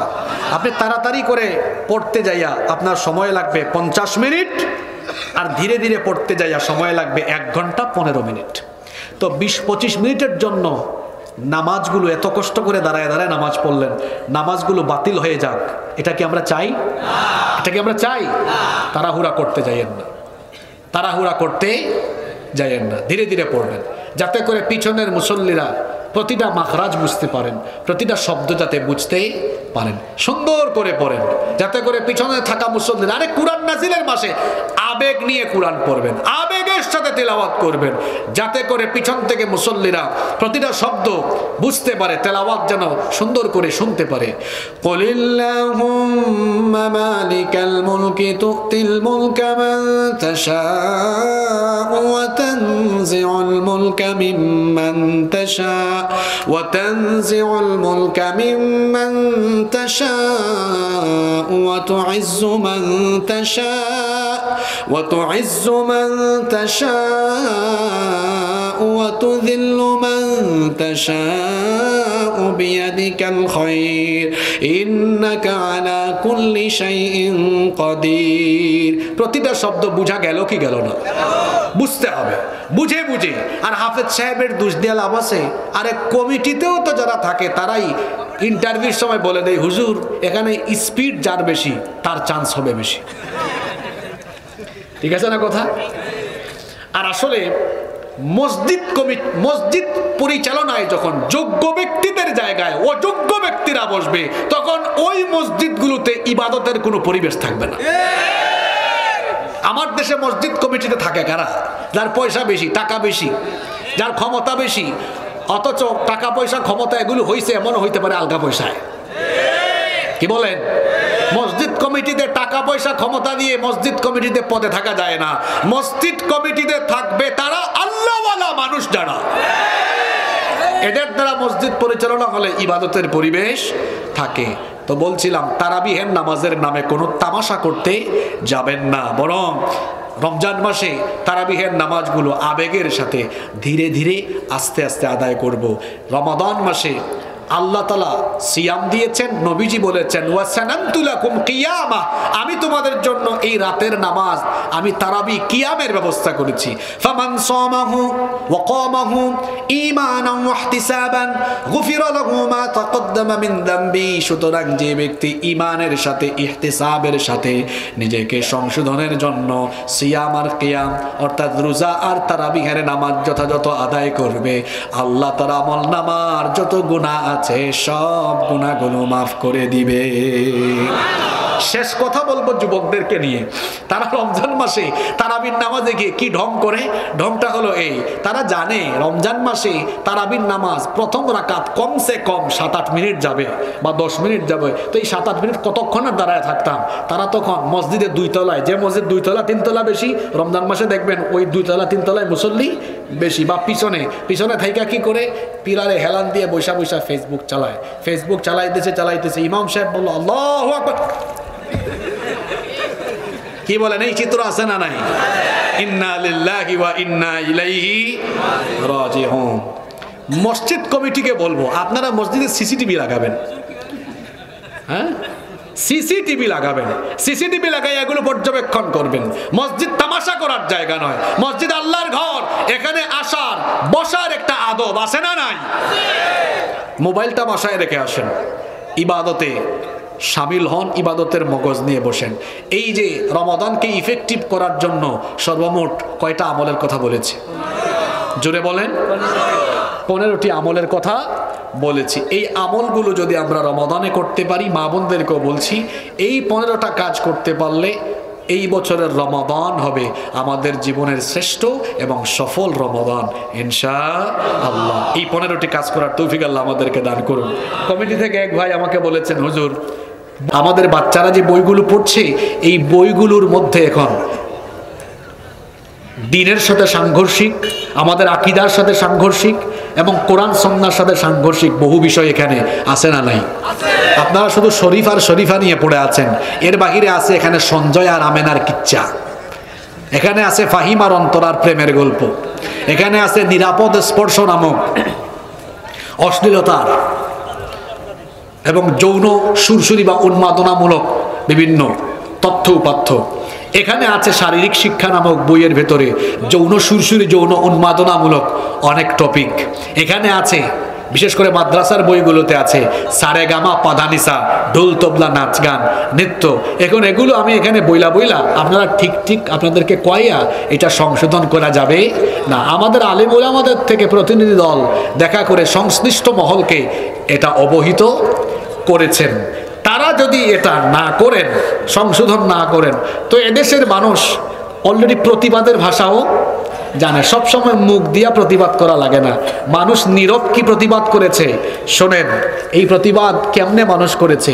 গত 3 বছরে বাংলাদেশে মাদ্রাসায় ছাত্রছাত্রী কমেছে না বেড়েছে? প্রতিবাদের ভাষা বুঝেন নাই না? ছেলে মেয়েদের মা বাপ যে স্কুলে কলেজে, এখনো তো channel 24, ATN Bangla, ATN news, সময় টিভির ইউটিউব চ্যানেলে যান, সব পাবেন আপনি এগুলো। এত আন্দোলন করেছে, আপনারা তাদেরকে পুলিশ দিয়া পিটাইয়া বিদায় করেছেন, কি আর করবে? এখন শিল্পপতিরা তাদের ছেলে মেয়েদেরকে স্কুল কলেজ থেকে এনে মাদ্রাসায় দিয়ে দিচ্ছে। অনেক পুলিশের ভাইয়েরা তার ছেলে মেয়েকে মাদ্রাসায় দিচ্ছে। ওই দিনে কসি সাহেব আমাকে বললেন, হুজুর দোয়া করবেন, আমার ছেলেকে হাফেজি মাদ্রাসায় দিয়েছে। যে পুলিশকে ব্যবহার করেন, ওই পুলিশেরাও এখন মনে মনে প্রতিবাদ করছে। আছে না নাই? বুঝতে হবে আপনাদেরকে। এখন আপনি যদি বলেন মাদ্রাসায় ছেলে মেয়ে বাড়ছে কেন, এগুলো নিয়ন্ত্রণ করবে, কি করব? নিয়ন্ত্রণ করব, বন্ধ করবেন না। এত সুদা না সবকিছু। এদেশের মাদ্রাসা এগুলো চলে কার পয়সায়? এই আমাদের, মানে আপনারা কারা? আপনারা আওয়ামী লীগ করেন, আপনারা বিএনপি করেন, জাতীয় পার্টি করেন। শোনেন, এদেশে মানুষ রাজনীতির জায়গায় করে, কিন্তু গিয়া দেখেন যারা আওয়ামী লীগ করে, বিএনপি করে, জাতীয় পার্টি করে, এরাও কম বেশি তাদের টাকা পয়সা, তাদের ধন সম্পদ মাদ্রাসার জন্য দিতে থাকে। আপনি ওই কয়েকটা রামবাম আর কয়েকটা নাস্তিকের কথা লাফাইয়েন না। আমাদের সিলেটে একটা আঞ্চলিক প্রবাদ আছে, বারে বন পুরে। মানে এটার আপনাদের ভাষায় যদি বলি, যে যত বাড়ে তার উপর গজব তত। 2-4টা মানুষ কি বললো এটা না দেখে এদেশের বেশিরভাগ মানুষ কি চায় সেটা আপনি দেখেন। এদেশের বেশিরভাগ মানুষ চায় তাদের সন্তানরা পড়ালেখা শিখে শিক্ষিত হবে, পাশাপাশি আদবওয়ালা, ভদ্র, সুসন্তান, চরিত্রবান হবে। এজন্য তারা এমনি মাদ্রাসায় এনে নাই তো। কারণ দেখেছে স্কুলে মাদ্রাসায় পড়ে বাপকে মাকে সালামও দেয় না। আপনি জানতো ডুমুরিয়া একটা স্কুলে আগামীকাল সকালে যান, স্কুলের সামনে গেলে সালাম পাবেন বেশি না মাদ্রাসার সামনে গেলে সালাম পাবেন বেশি? শিল্পপতিরা যখন মাদ্রাসার সামনে দিয়ে যায় মনে আঘাত লাগে তার। কি রে, আমার ছেলেরে কোন জায়গায় পড়ায়? আমার ছেলে তো আমাকে বলে আব্বু, ড্যাডি, হাই, আর ওরা তো দেখি সালাম দেয় বাচ্চারা। তাহলে মাদ্রাসাই ভালো, শিল্পপতি সাহেবও মাদ্রাসায় এনে দিয়েছে। এমনি এনে দিচ্ছে না। আপনি কি শিখাচ্ছেন? আপনি তো আদব শিখাইতে পারেন না। এখন মানুষ এমনি মাদ্রাসায় নিয়ে আসতেছে না। আপনি প্রপার শিক্ষা দেন, এখানে আপনি শিক্ষার পাশাপাশি নৈতিকতা শিখান, আপনি ডেকে আনা লাগবে না, এমনিতেই মানুষ যাবে। আপনি দেখুন আজকে মাদ্রাসাগুলো আধুনিকায়ন হয়েছে। আগে মানুষ মনে করতো যে মাদ্রাসায় গরিবের ছেলেরা পড়ে। এখন গিয়ে দেখেন আপনারা মাদ্রাসাগুলো ভিজিট করেন, মাদ্রাসায় এখন বড় লোকের ছেলেরাও পড়ে। কি বলেন? আপনারা ভিজিট করে দেখবেন বড় লোকের ছেলেরাও এখন মাদ্রাসায় পড়ে। শোনেন, কেন বড় লোকেরা দিচ্ছে? সারা জীবন কষ্ট করে ছেলে মেয়ে পড়াশোনা করায়া ওই ছেলে মেয়েদের উপার্জন খাইতে পারে না। ওই ছেলে মেয়েগুলো ঘাট ধাক্কা দিয়ে বাড়ি থেকে বের করে দেয়, নইলে বৃদ্ধাশ্রমে রেখে দেয়। কোন হাফেজ সাহেব, কোন ইমাম সাহেব, আলেম সাহেব তার মা বাপকে বাড়ি থেকে বের করে দিয়েছে? একটা নজির দেখাতে পারবেন আপনি? একটা প্রমাণ দেখাতে পারবেন আপনি? বহু ইঞ্জিনিয়ার, বহু ডাক্তার, বহু পুলিশ, বহু প্রশাসনের মানুষ তার মাকে বাপকে ওল্ড হোম, বৃদ্ধাশ্রমে রেখেছে, এমন হাজারো প্রমাণ আছে। মা বাপ এমনি ছেলে মেয়েকে মাদ্রাসায় আনতেছে, কারণ আছে, আরো বহু কারণ আছে। আর মাদ্রাসার ছেলে মেয়েরা এমনিতেই মেধাবী, এমনিতেই কি। আসেন শেষ কথা বলি, কেমনে মেধাবী। স্কুলে কলেজে বা বিশ্ববিদ্যালয়ে পড়ে কোনো ছেলেকে ডেকে আনেন, বলেন এই তোমার ক্লাসে যে 10-12টা বই আছে, 10-12টা বই লাগবে না, কোনো একটা বইয়ের প্রথম পৃষ্ঠা থেকে শেষ পৃষ্ঠা মুখস্থ শোনাইতে পারবা? পারবে? আপনাদের এই এলাকার নাম কি? রুদাঘড়া হাফিজি মাদ্রাসা আছে তো এখানে। হাফিজি মাদ্রাসায় 8 বছরের বাচ্চাকে বলেন, বাবা তুমি কি এটা, আমাদের দেশে 8 বছরের হাফেজ আছে না? বলেন বাবা তুমি কি এই যে এত বড় কিতাব এটা মুখস্থ শোনাইতে পারবা? সে দাওয়াত দিবে, আসিয়েন প্রথম রমজানে। আমি প্রথম রমজানে দাঁড়ায়া প্রথম পৃষ্ঠা তিলাওয়াত শুরু করব, দেখবেন শেষ রমজানে আমি শেষ পাতা আপনাকে শোনাই দিব। কি মাদ্রাসার ছেলেদেরকে কি মনে হয় আপনার? আসলে মাদ্রাসার ছেলেগুলো ভদ্র নম্র, এই নম্রতা ভদ্রতার সুযোগে অনেকে বলে এরা ব্যাকডেটেড, কিচ্ছু জানে না। ভেতরে যে জ্ঞানের বারুদ আছে এটা ঠুনকা মারলে না আপনি বুঝবেন, ঠিক কিনা? যে ছেলে 30 পারা আল্লাহর কালাম মুখস্থ করে সিনায় গেঁথে ফেললো, কওমি মাদ্রাসায় যান, আলিয়া মাদ্রাসায় যান, ওখানে গেলে দেখবেন বড় বড় আলেম আছেন যারা 20টা 30টা তাফসীর পড়ে ফেলেছেন, লক্ষ লক্ষ পাতা। অনেক হাফেজে হাদিস আছেন যারা লক্ষ লক্ষ হাদিস মুখস্থ করেছেন। আচ্ছা, যারা 30 পারা কোরআন, লক্ষ লক্ষ তাফসীরের পাতা আর লক্ষ লক্ষ হাদিস মুখস্থ করে সিনার ভেতরে ঢুকিয়ে রাখতে পেরেছেন, তিনি বুঝি আপনার 6-7 পাতা ইংরেজি আর 9-10 পাতা বিজ্ঞান চাবায়া চুবায়া খায়া একেবারে সিনায় গেঁথে রাখতে পারবে না? জোরে বলেন। আর মাদ্রাসার ছেলেরা যে মেধাবী, এটা আপনি ঢাকা বিশ্ববিদ্যালয়ের ভর্তি পরীক্ষায় গিয়ে দেখেন, গত 2 যুগের রেকর্ড স্কুল কলেজের ছেলে মেয়েদেরকে পিছনে ফেলে মাদ্রাসার ছেলে মেয়েরা ভর্তি পরীক্ষায় ফার্স্ট হয়ে যাচ্ছে। কি আমি কি অযৌক্তিক কথা বলেছি, চাপা মারছি, না বাস্তব কথা বলেছি? মাদ্রাসায় পড়ায় ঠকবেন না, অন্তত এটা কনফার্ম, মাদ্রাসায় পড়ানোর কারণে আপনার ছেলে মেয়ে আপনাকে বৃদ্ধাশ্রমে পাঠাবে না, এটা কনফার্ম। কি পাঠাবে? তো বইয়ে যত অসঙ্গতি আছে, দায়িত্বশীল মহলকে বলবো আলেম ওলামাদেরকে ডাকেন, যেগুলো ইসলামের সাথে সাংঘর্ষিক সেগুলো বাদ দিয়ে দেন। হুদাই শিক্ষা নিয়ে রাজনীতি করার কোনো দরকার আছে? কোনো দরকার নাই। আমরা এদেশে যারা রাজনীতি করি বিভিন্ন দল, আমরা চাই রাজনীতির জায়গায় থাকুক, শিক্ষাটা রাজনীতি মুক্ত থাকুক, ঠিক কিনা বলেন? কারণ আমরা চাই সকল দলের মানুষরাই চাই আমাদের ছেলেমেয়েরা সুশিক্ষিত হোক, ভদ্র হোক, সভ্য হোক, দেশপ্রেমিক হোক। আর এটার জন্য শিক্ষা ব্যবস্থার অসঙ্গতিগুলো দূর করা দরকার। আল্লাহ তাআলা দায়িত্বশীল মহলকে বুঝার তৌফিক দান করেন। রমাদানকে কাজে লাগানোর যে 15টি আমলের কথা বলেছি, এগুলো আল্লাহ তাআলা আমাদেরকে আমল করার তৌফিক দান করেন। আমরা সবাই বলি আমিন। আচ্ছা, এখানে লিখেছেন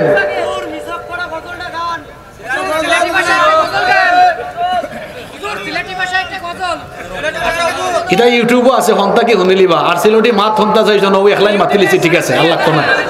আচ্ছা, এখানে কে জানি লিখেছেন দুলা ভাই, শালি, ভাবি, দেবর, শালা, শালি। আচ্ছা, দেবর শব্দটা একটু কেমন জানে? দেবর মানে দ্বিতীয় বর। তো দেবর মানে স্বামীর ভাই, তার সামনে প্রয়োজন ছাড়া যাওয়ার কোনো দরকার নাই, গেলেও পর্দা মেনটেন করে যাবেন। এগুলো আমাদের সমাজে অনেক নাই বললেই চলে। তো পর্দা মাহরাম, কতজন মাহরাম? 14 জন। এই 14 জন ছাড়া সবার সাথে পর্দা অবশ্যই করতেই হবে। আল্লাহ কথাগুলো আমাদেরকে বোঝার তৌফিক দান করেন। যত কথা বলেছি আল্লাহ আমাদেরকে আমলের তৌফিক দেন। মাহফিল কমিটির সভাপতি সাহেবের কোনো কথা থাকলে আমরা শুনবো, না থাকলে অনুমতি পেলে আমরা মোনাজাতে চলে যাব। বসেন ভাইয়েরা, অনেকগুলো গজল শুনিয়েছি আপনাদেরকে, অনেক রাত হয়েছে।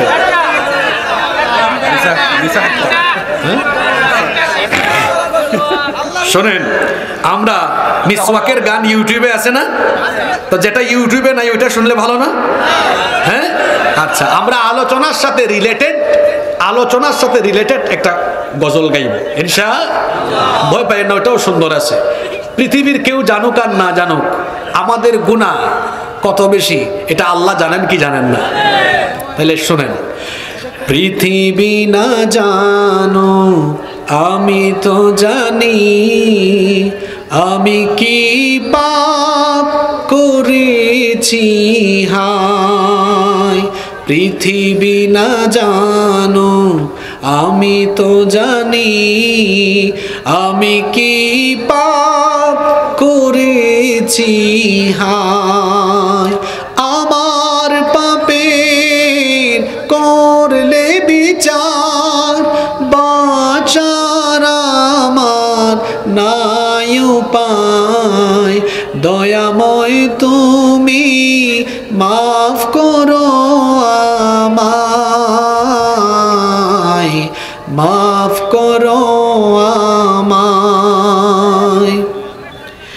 জেনে না জেনে কত যে আমি করেছি পাপ, কতবার যে করেছি তাওবা, কতবার অনুতাপ।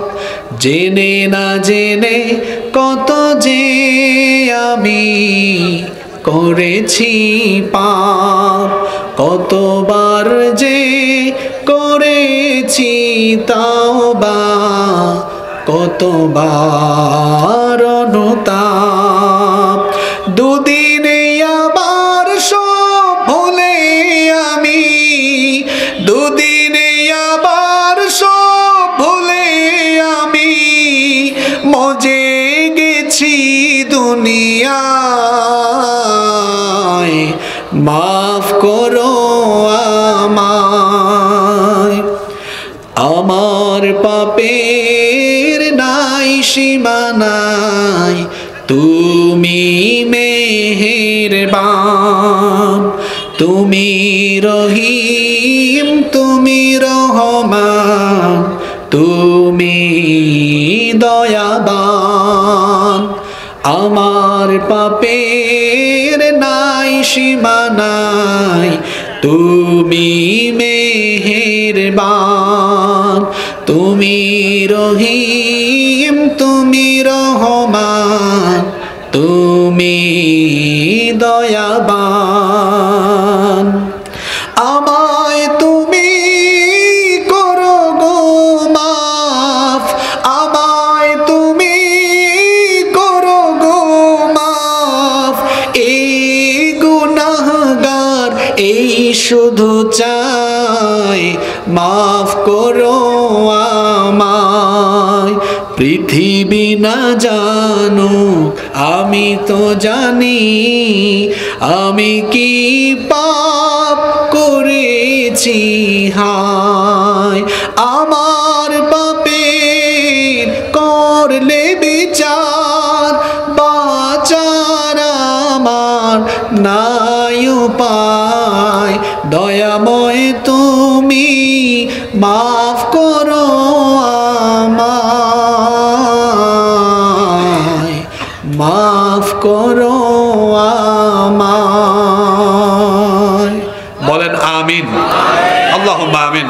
আলহামদুলিল্লাহি রাব্বিল আলামিন, ওয়াসসালাতু ওয়াসসালামু আলা সাইয়্যিদিল মুরসালিন ওয়া আলা আলিহি ওয়া আসহাবিহি আজমাইন।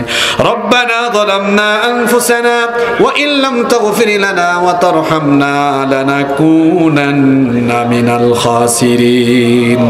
রব্বুল আলামিন, রোদাগড়া হদে রামতলা জামে মসজিদ ও ইসলামী যুব সমাজের উদ্যোগে আয়োজিত আজকের এই মাহফিলকে তুমি কবুল আর মঞ্জুর করে নাও। গভীর রজনী পর্যন্ত তোমার অসংখ্য বান্দা বান্দিরা নীরবে বসে বসে তোমার কালাম থেকে আলোচনা শুনেছেন। মালিক, আমরা যারা হাত তুলেছি আমাদের সকলের জীবনেই কম বেশি গুনাহ আছে। আমাদের গুনাহের দিকে না তাকিয়ে তুমি তো গাফফার, তোমার গাফফার নামের খাতিরে আমাদের জীবনের ছোট বড় জানা অজানা যত গুনাহ আছে দয়া করে সব গুনাহ তুমি মাফ করে দাও। রব্বুল আলামিন, আমাদের পরিবারের সবাইকে মাফ করে দাও। বিশেষ করে আমাদের পিতা মাতা যাদের কবরবাসী হয়েছেন, কবরগুলোকে তুমি জান্নাতের বাগান বানিয়ে দাও। আমাদের যাদের মা বাবা জীবিত আছেন, নেক হায়াত বাড়িয়ে দাও। যতদিন তারা জীবিত থাকবেন আমাদেরকে আমাদের বাবা মায়ের খেদমত করার তৌফিক দিয়ে দাও। আল্লাহুম্মা গফিরলি ওয়া লিওয়ালিদাইয়া ওয়া কুর রাব্বিরহামহুমা কামা রাব্বায়ানি صغيرا رب ارحمهما كما ربياني صغيرا। রব্বুল আলামিন, আমাদের যত আত্মীয় স্বজন কবরে চলে গিয়েছেন সবাইকে মাফ করে দাও। এই রোদাঘড়া এলাকায় কবরস্থানগুলোতে যত মুর্দেগান শায়িত, দয়া করে সবার কবরের আযাবকে তুমি মাফ করে দাও। রব্বুল আলামিন, আমাদের মধ্যে যারা অসুস্থ তাদেরকে শিফা দান করে দাও। আমাদের অভাব অনটন দূর করে দাও। ঋণগ্রস্ত যারা ঋণ পরিশোধের তৌফিক দিয়ে দাও। রব্বুল আলামিন, আমার দেশের উপরে তুমি রহমত আর বরকত নাজিল করে দাও, সকল প্রকার সমস্যা সংকট দূর করে দাও রব্বুল আলামিন। ফিলিস্তিন সহ তামাম দুনিয়ার মজলুমদেরকে তুমি হেফাজত করো। বিশেষ করে যে যুবক ভাইদের অক্লান্ত পরিশ্রম আর সহযোগিতায় আজকের মাহফিলের বাস্তবায়ন হয়েছে, আল্লাহ আমার কলিজার টুকরা এই যুবক ভাইদের জীবনের গুনাহগুলো তুমি মাফ করে দাও। আমার প্রত্যেকটি যুবক ভাইকে তুমি দ্বীনের জন্য কবুল করে নাও রব্বুল আলামিন। মাহফিল ইন্তেজামিয়া কমিটির সাথে সংশ্লিষ্ট সবাইকে মাফ করে দাও।